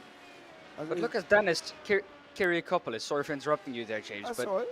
he is now in 7th, and he had the 40-second speeding penalty as well. And if he didn't have that 40-second speeding penalty, he would be right there with Mike Poussin. So you can see how much he has lost actually with those 40 seconds. So I think it's going to be really, really difficult for David Walters to catch up any positions without having a crack at it. Well, he's 51 seconds back behind Kyriakopoulos. So taking into the fact that David Walters is fueled to the end of the race, pit lane time for your second one, we're expecting it. Well, I can't take David Walters' pit lane time in consideration. I'd take Damien G's in maybe at 1:10. Round about 1:07, maybe 1:06. A drive-through would be around 35 to 40 seconds. Yeah, plus the pit stop time, so 1:05. So there's a possibility, if David Walters can get on his bike a little bit, he could be back up into 6th by the end of the second round of pit stops. But that's him going to have to put in the 1:58s every single time. And as he goes across the line, me saying that, obviously he's done a 3:21, but... That's a respectable ad lap, though. Yeah, well, that and your pit lane time, yeah. So it's going to be interesting to see what David Walters does and see how far he can climb up and whether or not he can get back up in. I think he should round about 7th or 6th, but, you know, I just have to see. It will be close. I think because he was around 3 to 4 seconds behind Dennis Kyriakopoulos, I think, before the first pit stop phase. He got that 40-second penalty. After the first pit stop phase, he had a really, really good stint there, didn't Dennis? Or David. And so he's going to be looking to be round about where Dennis Kyriakopoulos is now. Yeah, around about 6th or 7th. Right, David Lawson, want me to take the blame for that one? Yes, I do. And as Heyday says underneath, it's about time the chat jinxed us and not us. Heyday is being producer Tyler there, who's chatting in YouTube chat. So there you go. So yes, you are going to be taking the blame for that one. Pit stop stationary time would be about 25 seconds. Yeah, that's what we were expecting. Plus the 30 seconds pit lane time. So we're looking at 35, 55, maybe a minute all out for a second stop. So we're going to have to see how these guys cope with this and whether or not David Walters can make his way up through the field. I suppose a prime example would be you've got Stephen Place in the pits now and he's in 9th. Well, 11th now because Damien G and Gary Truman just gone past him. If David Walters could clear him, he could get 7th place here, mate. I'm not going to... I think he's going to be looking at around 7th after this. He should be. If you do the maths, he would be, if everything stayed the same, 3 seconds behind Dennis Kyriakopoulos here. Yeah. But I think because he put in such a mega second stint, he will actually be ahead of Dennis Kyriakopoulos here. Ooh.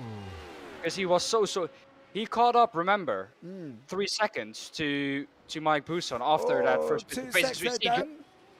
Mark Hutchinson, is he going to make the move into? He did. He made the move through Canada corner and got it stuck into 13. Sorry there, Dan, but it was all getting a bit excited on track there as John McHutchison makes his way past Eric Hanoi with Lily Yorde in the pits. Not really seen much of Lily Yorde tonight. Just gone about his business quietly and gone on his way. So there is Anders Lilliorde from Team Vikings, just doing his thing, I think, tonight, mate. I've not really seen much of him. Well, he pitted, I think, from P2, was it? Yeah, P2. So I think he will be, at least at the end of the pit stop phase, around P3, P4. So even though it's a quiet evening for him, he still is in for a very, very good result. Yeah, I don't think David Walters, considering David Walters is now coming around the kink, I don't think it's close enough to catch Lily Yorde. I've got to be honest. I think Lily Yorde will be going out of the pits in about 7th place. He's on his way out now. Can we have a look at Lily Yorde leaving the pits? Because he's going to come out right beside Sandra Capella. Oh, Lily Yorde just clears Sandra Capella there for 7th place. So that was lucky. He could have ended up behind Capella, and that would have been putting him down in 8th. Not what Lily Yorde wanted. Oh. Well, if we look at John now, it was absolutely crucial, of course, that he cleared Eric Hanoi as fast as possible to make his strategy work, of course. He's now catching up to the back of Alphonse Ruiz, and like I said, once Alphonse got past Eric Hanoi, there was no looking back from Alphonse. So he was quicker, but the thing that kind of killed his momentum was him always making that little mistake that allowed Eric Hanoi back through. As you see now, Mike Buson entering the pit lane. Yeah, this will be the one to see how Mike does. He's obviously going to come out behind McHutchinson. Whether or not he's going to come out behind Kyriakopoulos will be the question. I think the gap was about 43 seconds at the time he was into the pit lane. So Kyriakopoulos coming around Canada corner now. Here is the battle for 7th and 8th from Lily Yorde and Capella. Ruiz is in first, McHutchinson second, Buson's in the pits, Hanoi's in the pits, Kluskik's in the pits. Buson is still stationary. Oh, Kyriakopoulos has gone in. I thought that would have been Kyriakopoulos' chance there, to be honest. I would have thought he might have gone out a little bit longer to try and retake that, but he's in the pits as well. Where is David Walters on track? David Walters is all the way up at the kink. So I think these guys could be safe from David Walters. I don't think David is going to be able to make many gains through the pit stops. However, Lily Yorde shoots straight back up into 3rd. Capella in 4th. The highest he's been throughout the whole of the season so far. So well done, Mr. Capella. And Gary Truby has shot up into 6th place as well.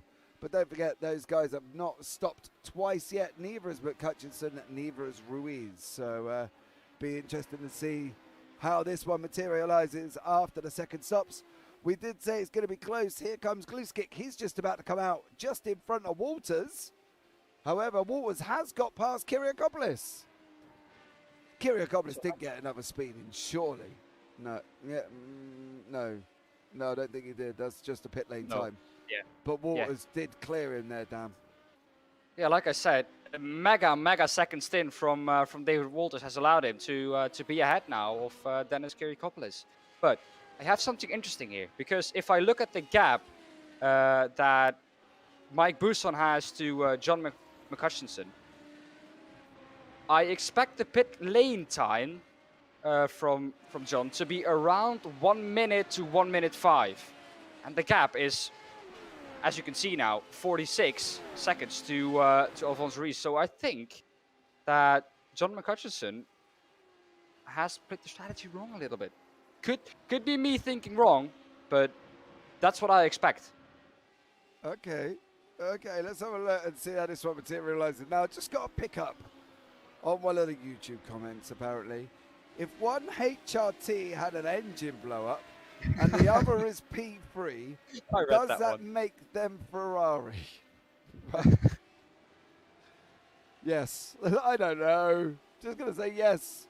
I've been nudged by producer Tyler, who's been like, excuse me, Ferrari joking YouTube. And I was like, okay, calm down. Yes, and maybe it does make them Ferrari. Maybe the HRT team should change their name to Ferrari instead of HRT. But there we go. If you are in chat, guys, as well for the first time, don't forget to subscribe, turn on the bells for notifications, and give the video a big old thumbs up. Let us know that you're here. If you're watching it back live, say hello. If you're watching it back after, put a comment down in the YouTube comment section, and I will respond as possible if you put any comments down in there. Let us know how we're doing, what you think of the broadcast, and how everything else has been through this evening. So we're entering the last phase of the Grand Prix. 23 minutes, the cars are starting to close up again. Alphonse Ruiz in first, McHutchison in second. Lily Orde currently sitting 40 seconds back as we see Ruiz there going past. I believe that was one of the BASR guys. Was that Gary Truby? No, it was Damien G. Gone past Damien G, and I think Damien's going to get out of the way for John McHutchinson. However, he needs to be doing that very shortly. There he is, Damien G. Oh! Damien trying to move out of the way. John's had to go again. Whether or not that was a missed pit lane entry there, Dan, or not, I don't know. If it is, it's going to be big for the championship because he will lose a lot of points then. Yeah. Because I don't think if that is so close that he will be able to make it round once again. Something interesting I wanted to point out as well. Alphonse Ruiz in the pit lane now, but Anders Liliorde, he has pitted already for the second time. So that would put him, if John McHutchinson has to pit as well, in provisional first. It should do. He is at the moment 7 seconds almost ahead of Mike Bousson, so I don't know how that happened. Ruiz is on his way out. Bousson's now coming down the start-finish straight. He's going to clear Ruiz because Ruiz is not out yet. There you go. There is Bousson up into third. Ruiz is now in fourth. Capello's in the pits. Eric Hanoi is back into fifth. However, has lost time to Ruiz up front by about 8 seconds, I believe. Let me tell you what happened here. Okay, if I look at the pit stop time, Mike Bousson's time is 13 seconds longer than the time from Anders Liliorde. Okay. Being in the pit box. So are we saying that's a mistake on Bousson's part? Could be, could be. Okay. Well, this is David Walters in 6th. He's battling Gluskick. Now, obviously, David Walters worked out a lot better than Kiriakopoulos did, because poor old Kiriakopoulos is down in 8th place. And everybody in front of him, apart from John McHutchison, has stopped twice, as we can see how David Walters passed Gluskick going down into turn 1. Around the outside. Beautiful move. Yeah. John will do a stop and go. He probably won't need fuel. No, we're not expecting John to stop and need fuel. But the thing is, a trip down pit road is 40 seconds. So if he needs to stop as well, he's going to be looking at around 43 seconds to come down pit road. Well, there you go. That is my man in the know. Dan Pepels sat next to me, who's been out in the car earlier on. So we'll have to see how that one materializes there, Colin. But that is the prediction. If Liliorde can stay close enough, he may be there or thereabouts when McHutchinson comes out of the pits. So there you go. There is the pit stop times on your screen. Obviously, we know David Walters there suffered a penalty for speeding. And is back up into 6th place. However, this is the battle for Capella and David Rolleston. David Rolleston was in the walls round turn 14. Put it into the battle, into the barrier, and up in front of them is Gary Truby. So Damien Drury's jumped a long way back currently at the moment, but here is Sandro Capella. What has he been up to? Is this going down into turn 5? Nope. Too wide. Yeah, that is... Yeah, Turn 8. Turn 8 is this. On the way around Yeah, the this carousel, yeah, the one before the carousel indeed. Yeah, that is Capella in turn 8, and that's where Rolliston made his attack. Oh! And off there for... Gary Truby. Gary Truby, indeed.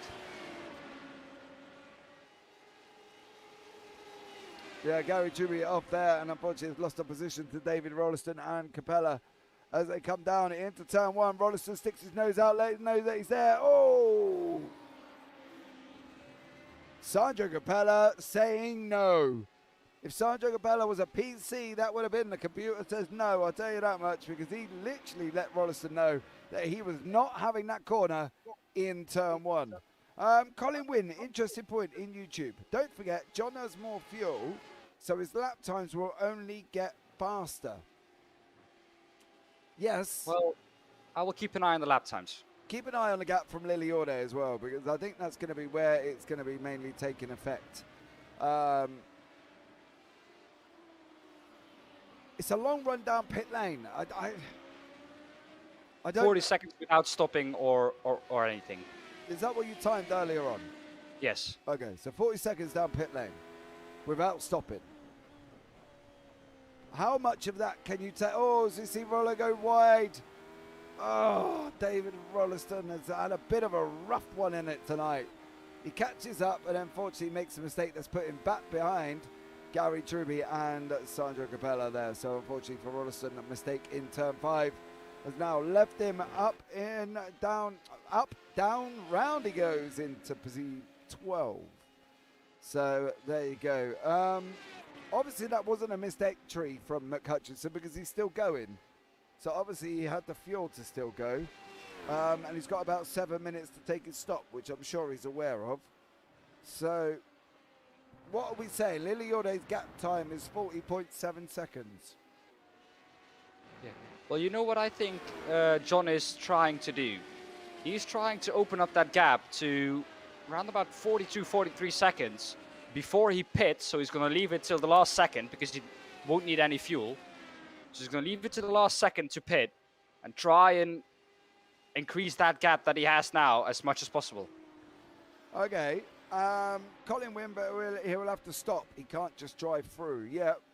We reckon it's going to be about a 3-second stop, right? Because that's what we're expecting, isn't it? 3 seconds when you just stop and go. Nothing, take nothing. It's 3 seconds. Well, the 3 seconds is with stopping and starting again. Yeah, so with that, so we're looking at about 43 seconds. He's got a gap of about 40.8. So he's not quite out at the 43 seconds yet, but he would have burnt off more fuel, but it's not going to matter on his pit time if you're saying it's 40 seconds. Yeah. Well, you know what, James? We'll see in 6.5 minutes because I'm personally getting lost in my own predictions. So I've made a lot of them today. Some of them were true and some of them were completely wrong. So you know what? I'm gonna sit on the fence now. Hey! Daan Pepels visits the doctor after this to get the splinters out of his buttocks. There we go. He's going to be sitting on the fence this evening so much. You know what I mean? So there you go. I don't know. I think this is going to be close. Maybe, though, he has surprised us before, and he's come out with about a 7-second gap as we've seen David Rolliston having a good old go at Gary Truby. So this is the battle for 12th and 11th. Currently your closest battle on track. Everybody else is kind of driving around. We'll soon see, says Colin Wynn in YouTube chat. Yes, we will. Rolliston has caught back up to Gary Truby, so that's always good. John's going again. He's got the gap out to 41 seconds. Liliorde is going to have to put the hammer down and know what it's like to get into hammer time, I think, because I don't think he's going to get this down. Oh, netcode!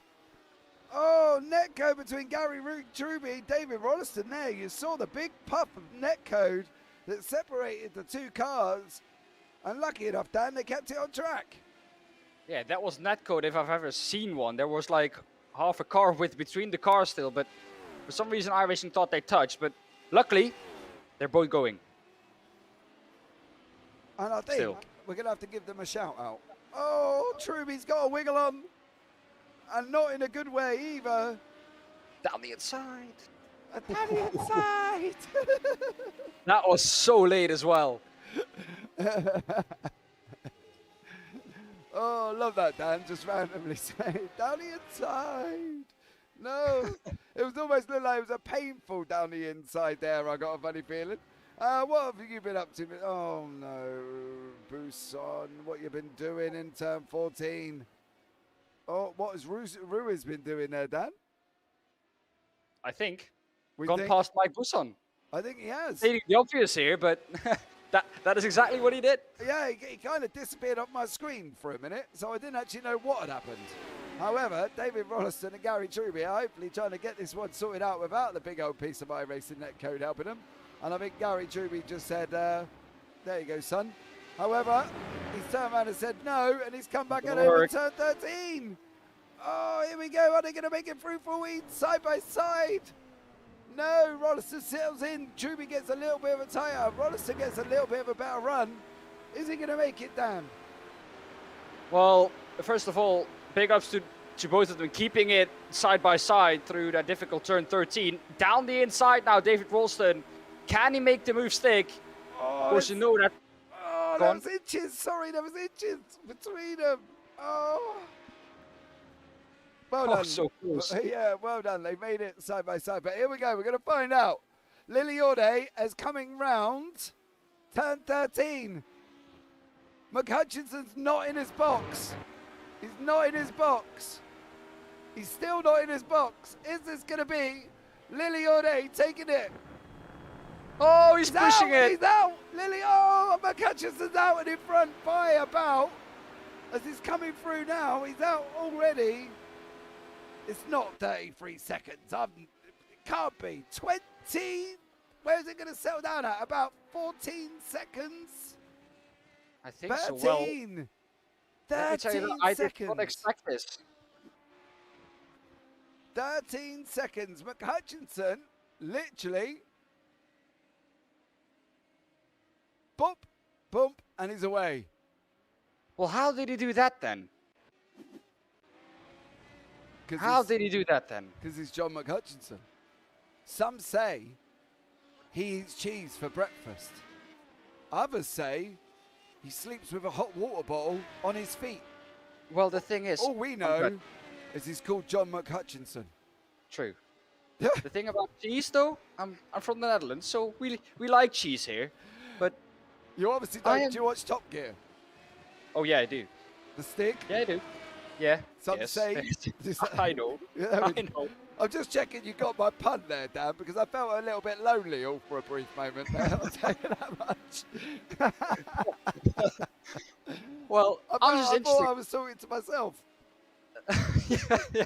I'm sorry there, James, but I'm just still flabbergasted how John McHutchinson did this, because if you look at Anders Liliorde's pit time, 24 seconds. Yeah. His pit lane time, 1 minute, 4 seconds. That comes down then to 40 seconds pit lane time without stopping. So how has he done it coming out 13 seconds ahead? It would have been at least 40 seconds coming down pit road without stopping. Hold on, Collins put 20 seconds out, damn people. So, yeah, with a big smiley face next to it in YouTube chat. Next time I'm not going to say anything, you know. Oh, you just can't now. You got Colin Wynn in chat, mate. He's going to be all over you like a baby all over his mother and a monkey, I'll tell you that much. Well, the thing that I have to say about that, he should have been here racing and not a Goodwood. Well, yeah, this is also true. So, oh, dear. Here we go. We've got 10 minutes remaining. Everybody is second stopped. Cascado is no longer in the race. Ivan Bramer no longer in the race either. I believe Ivan just gave up. It was in fairness to Dan, says producer Tyler, it was a 40-second gap and a 40-second pit lane time. So, you know, producers got your back. But you were wrong. Yeah, but how was it 13 seconds then now? Because the pit lane time was 40 seconds. Never mind. Never mind. Okay. Yeah. Okay. Yeah. Oh, I just Ruiz got goes smart wide again. there, Dan. Ruiz goes wide. He tries to go around the outside of Bussard. Bussard takes the inside, and Ruiz goes wide. That drops him back a little bit. Yeah, you can see Stephen Place. What have you been up to, young man? You've had a rotten evening of racing. In turn 8. Oh. Keeps it out of the wall this time, though. Yeah, keeps out of the wall, but that was too much curb and on the throttle. What have you been up to, David Rolleston, as you're going into the same part of the track? Ooh. Poor David Rolleston. He gets going, he makes up positions, and then makes a mistake, and now he's in the pits. I think, to be fair, fair play to him, he's coming back out. But poor David Rolleston is another one that's just had an absolutely rotten evening. He was in the beginning of the pit lane there, so I think he's now only going to go to his pit box. Oh, I thought he'd stopped there. Anyway, never mind. Yeah. Well, James, let me tell you what happened. I just got what started. Scenario? For the John McHutchinson and Anders de Liorde gap. Okay, be careful though, because we've got Colin Wynn in chat, and he will point out that you may be wrong. So go on, off you go. But they can call me stupid because I did not take into account that you're moving whilst you're on pit road. So I had in my head that those 40 seconds if you're 40 seconds on pit road, you're gonna lose 40 seconds. But of course, you're gonna lose 30 or 25 because you're moving yourself as well. So I'm sorry for everyone that was watching and was like, hold on, what do you mean? What is this you're driving up pit road regardless if it's 20 seconds or 40 seconds? What are you on about? You're driving in pit lane, and I thought that the 40 seconds you were on pit road, the guy behind you was going to catch up 40 seconds, but he's not because you are driving in pit road as well. Yes. And you're not standing still, so you won't lose the full 40 seconds. No. And that is what I was on about. Oh. And that is what I got wrong. Oh, okay. So you can blame me. It's completely on me. David Walters go wide. Oh. Practice 37. Colin Wynn is giving you no bit of grief in YouTube chat as we see Kyriakopoulos and David Walters. The duo of pit lane penalties have come together with 7 minutes remaining, and that is not helped by the fact that Walters went off track. Peoples, it's not 40 seconds to go through the pit. It's a pit lane, not a full lap. And then he's put FFS Peoples in YouTube. I know. Well, it is 40 seconds to come down pit road, but you won't lose the full 40 seconds if you know what I mean. Yes, we understand. I get you. Yes. Okay, you happy now? Yes. Are you sure? No. No. You're not happy. Why are you not happy? Because I made the dumbest mistake I've made in my in my whole commentating career up until this point.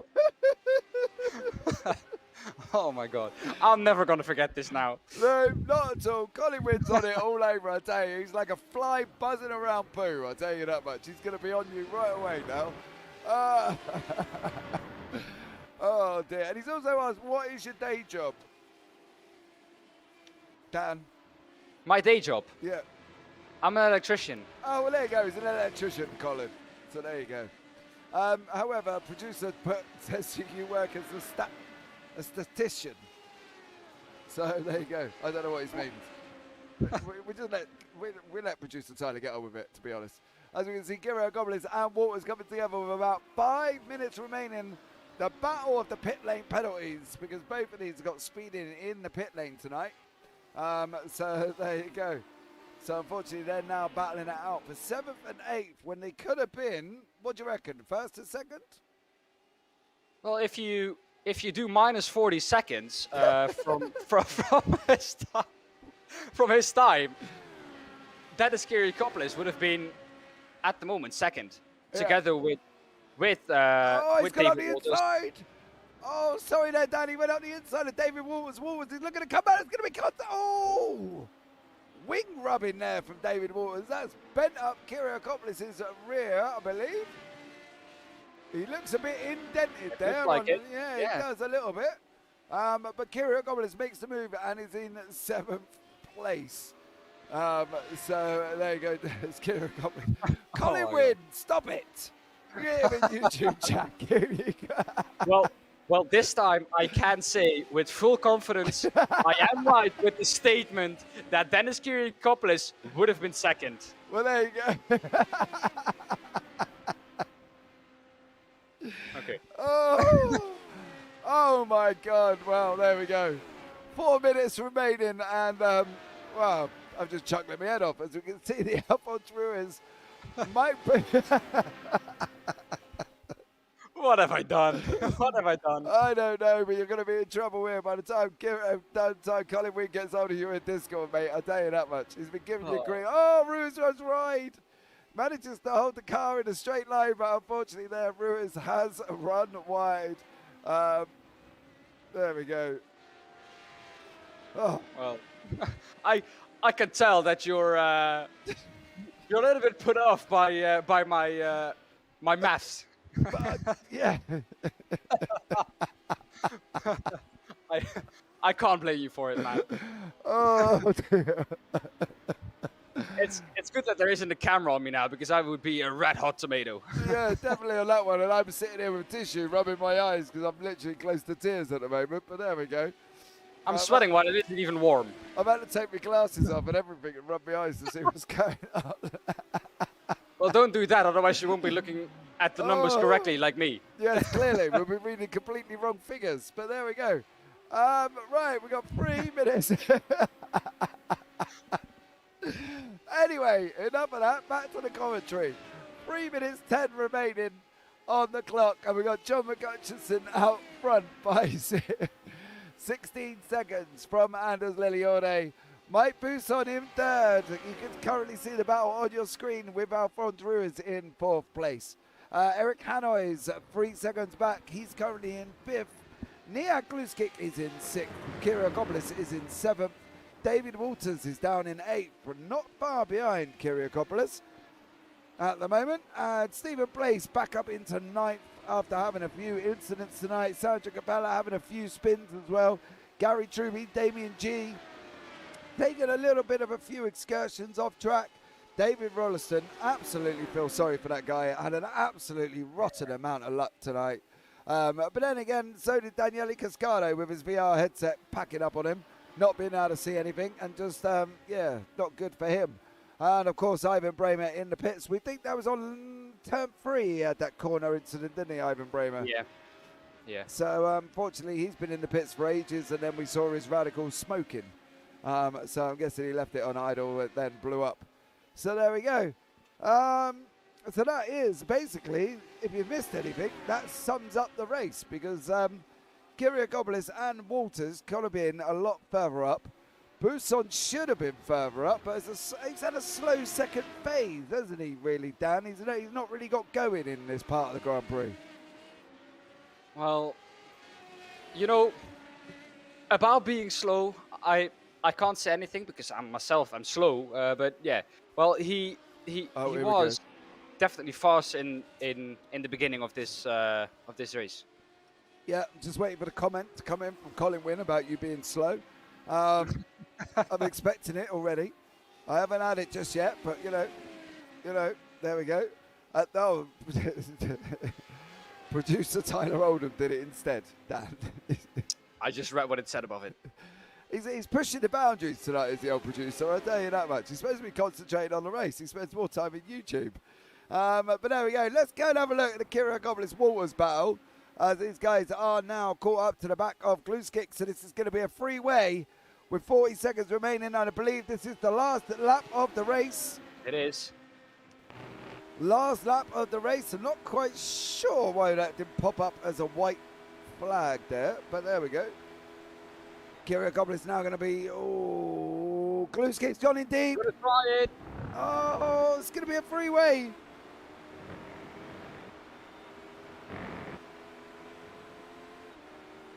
It's the last corner. Oh, so close. I think that Dennis Kyrgiopoulos, never mind. Gone wide. Sorry, Dan, carry on. Well, it seems like with everything I say tonight that something happens and it won't be right. That's all I say. But I was going to say, it looks like that Dennis Kyrgiakopoulos is going to be safe here because he has the slipstream, of course, from Nihat Grusic. But, well, he's gone wide. Now looking to come back into turn 3. Can he do it up the inside? There's a long straight afterwards. So if I was him, I would wait. Yeah, but he backed off. He backed off too much. He gave himself 4 attempts, did Gluskick, and that's not going to be long enough because Walters is going to get the toe from Kyrgiakopoulos. So it's all right backing off and not sending it like a Max Verstappen, for instance, but he's not done himself any favours because he's not gaining. The only one that's gaining is Walters over Kyrgiakopoulos, and Gluskick's now stayed out half a second. The waiting game didn't do him well. Don't do it here. Yeah, more than sending it. Yeah. Well, I was looking there at David Walters doing it in turn 6, but man, oh man, you don't want to try it from that far back there. No, into turn 8 now. No. Downhill, way too far back, I think. Well, the only place he can try it, sorry there, James, is, I think, into Canada corner. Yeah, John McHutchison does take the win tonight on the Endurance Championship. Here comes Liliorde. He's going to be coming across the line as well, please. There is Anders Liliorde going across the line in second place. Third, and only just, is Mike Bousson. Bousson and Ruiz there in third and fourth, respectively. Eric Hanoi coming across the line in fifth place. There is Hanoi. Now go back to that battle for sixth, seventh, and eighth. Kyrgiakopoulos, Walters, and Gluskick coming into the turn. Run down the line. He's not going to get him. He's not going to get him. He's not close enough.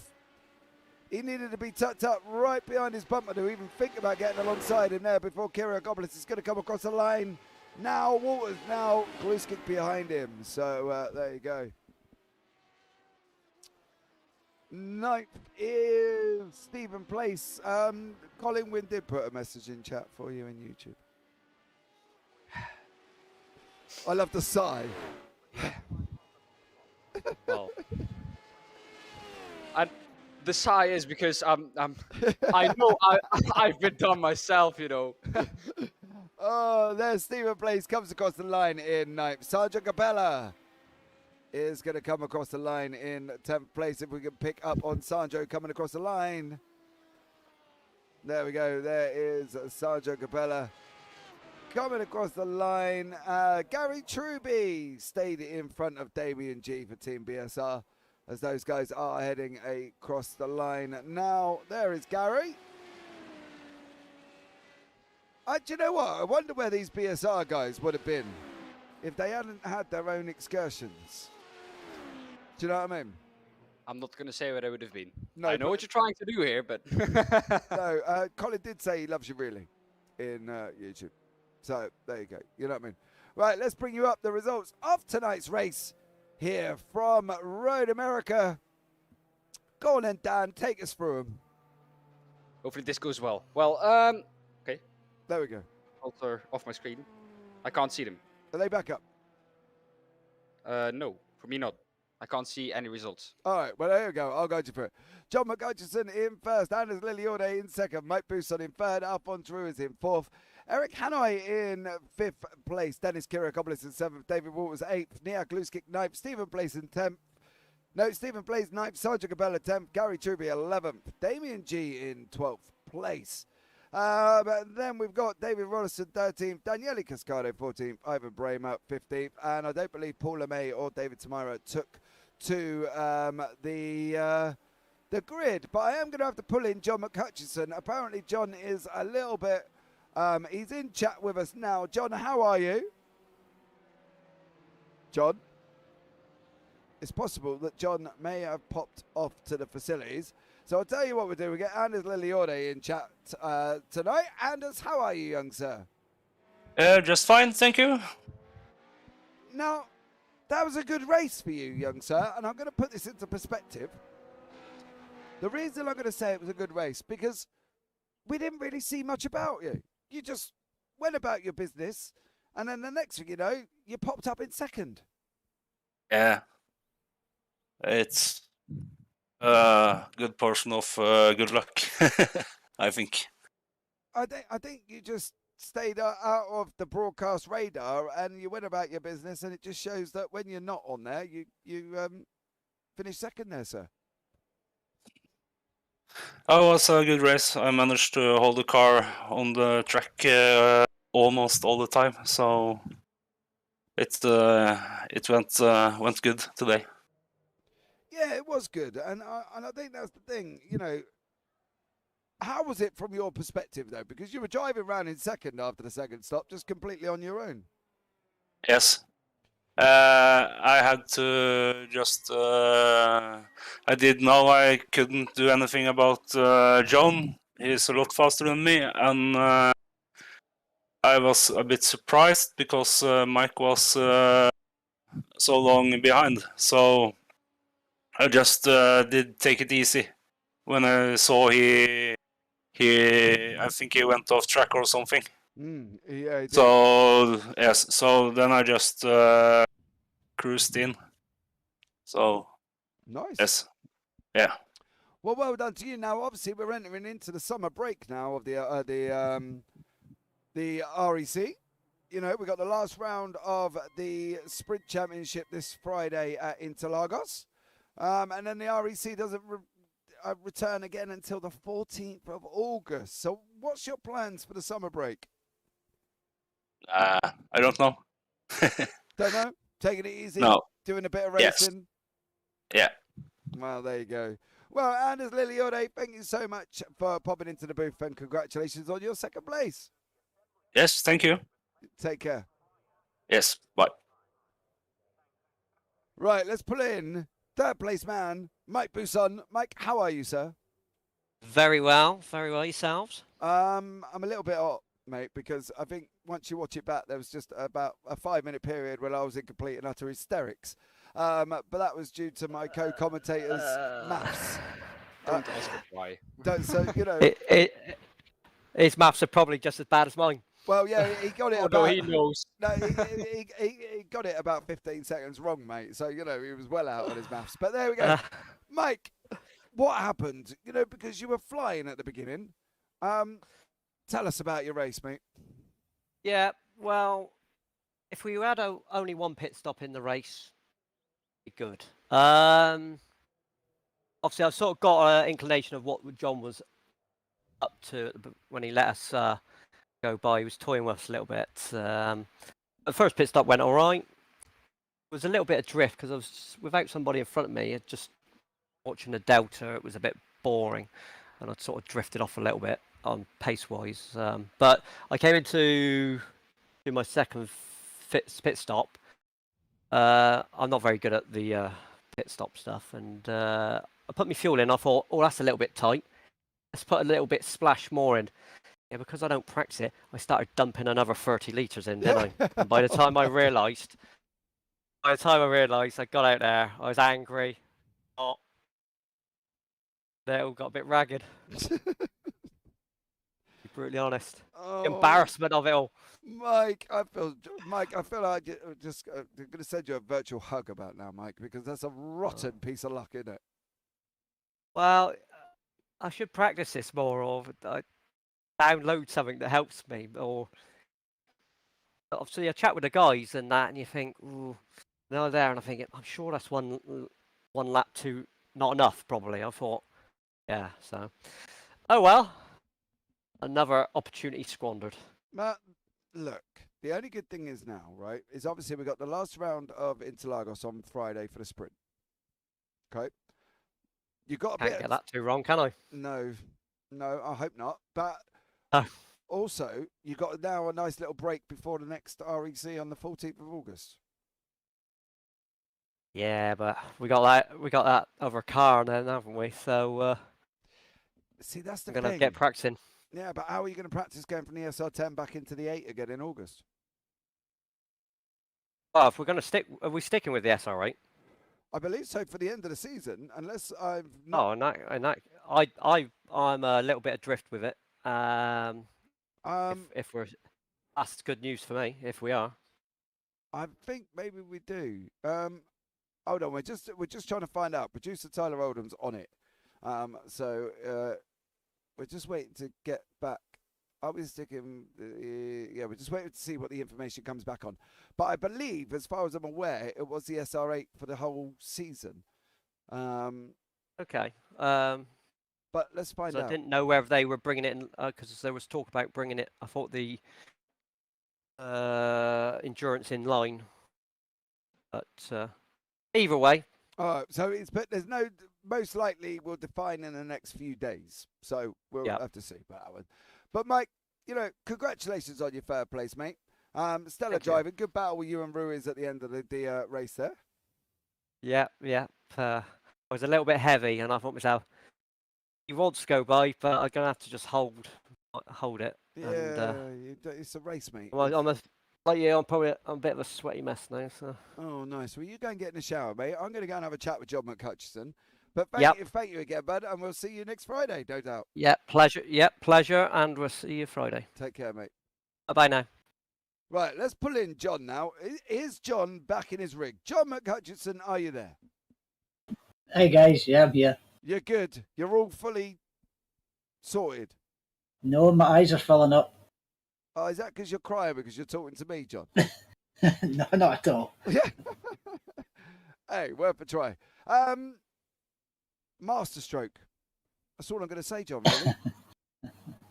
It was difficult because it wasn't easy to drive. It was really tight. Didn't get the same rotation with 65 litres of fuel in it. And I could see the lap times. I wasn't really fast, so I wasn't sure if it was going to work tonight or not. But it did, as it seems But it to. did. Yeah, it did. The tyres held out okay, so all's good in the end. Why do you think the other drivers aren't doing what you're doing, John? You need to ask them that. I don't know. I know. I know. So yeah, that was probably just one of them questions that I should have shot out to Mike Bousson in the last interview. But I'm just thinking, is there anything that you sit back and think, come on, guys, I'm kind of giving you an idea here. You know what I mean? This has worked a few times for me now. Why is everybody thing is, on it? I did a pit stop just today, just to try something out, to add 1 litre of fuel in, and it took over 5 seconds just to add 1 litre. So you sit stationary for 5 seconds doing nothing. I shouldn't maybe tell people this, but nobody listens anyway. It's only you. It's only me in the booth, John. Don't you worry about it. Nobody else can see anything. Yeah, you won't tell anyone. No, I won't tell nobody, mate, at all. Ignore that, YouTube. Don't you worry about it. But look, dude, you've had a stellar break season so far. You know, we're going into the break now. You got 6 weeks apart. Will that affect you coming back, do you reckon? I hope not. No. All good and well. I should be the same person when I come back. I hope I don't crash my mountain bike again, but we'll be fine. Well, we're talking about they're going to define over the next few days whether or not we're going to be sticking with the SR8 for the remainder of the endurance, or whether or not we're going to pull in line the SR10. Is there a preference? Well, SR8, I can't get to grips with this SR10 yet. I'm shite in it. Bad in it, sorry. That's all right. So don't worry about it. I would stick to the SR8, but you've got to go with a new car, haven't you? So. Yeah, I think that's going to be a poll, and we're going to have to see what happens on that one. But, you know, look, last round of the Interlagos on Friday for the sprint. John, are you joining us? No, I won't make Fridays now. I'm out Fridays for the next 4 or 5 weeks. Oh, man, it's the last one as well of the season, John. Yeah, but I'm looking forward to the next endurance race. Yeah, definitely on that one. That would be my favourite track. Yeah, the 14th at Nordschleife. Yep, yeah. Fortnight, isn't it? 2 weeks. No, 14th of July, 14th of August, John. They're going on a break. Oh crap. Oh well. Sorry. Oh, that's my wife's birthday. Yeah. That's probably not going to be good, is it? Nah, she's fine with that. That's okay. Well, David Waters just said in YouTube, thanks, John, I'm listening.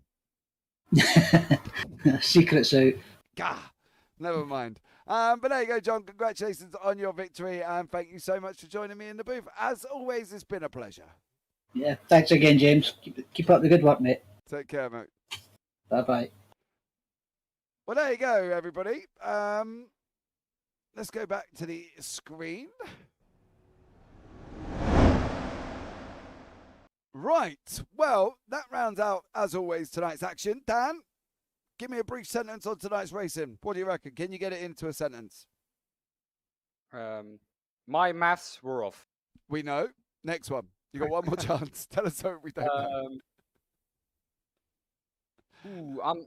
I'm having to think hard here because we had a couple of things happen as we have someone joining the commentary booth. Oh, Stephen Place. How are you, sir? Hello. Can you hear me fine? I can hear you, young sir. How are you? Good. Thank you. Just wanted to give props to you guys. You guys are doing a great job. Thank you for doing this. No worries at all. You had a bit of an up and down race, young sir. Yeah, well, I was trying to show off in practice and do a brake stand, and I forgot to put my brake bias back down to 54.5. I had it at 59.5, so I made a fool of myself there. Right, okay. But a good battle back, got yourself back up into ninth. Yeah, I put my head down, and then I didn't realize that I had my brake bias for a while for the first 10 laps, and I just figured that I had so much weight on board, so I really made a fool of myself there. Well, look, we all make mistakes. These things happen. The other day in a GT3 race, I went out in quality fuel in a 40-minute race. It lasted about 2 laps. So, you know, hey, it's easily done, Stephen. Well, congratulations to John. It's well earned. A lot of fast guys here, and I'm just happy to participate with you guys. Thank you very much. No worries at all, Stephen. Well, thank you very much for joining us, and hopefully we'll see you next time out in the Nordschleife. I'll be there. Thank you. No worries. Take care. Well, there we go. That was Stephen Place jumping in very speedily as we're coming to the end of the broadcast. So really, guys, all that's left for me to say, as always on this Sunday night, is from myself, producer Tyler, and Daan Pepels. Take care. Have a great week. And you never know, we might see you on the track sometime. Good night.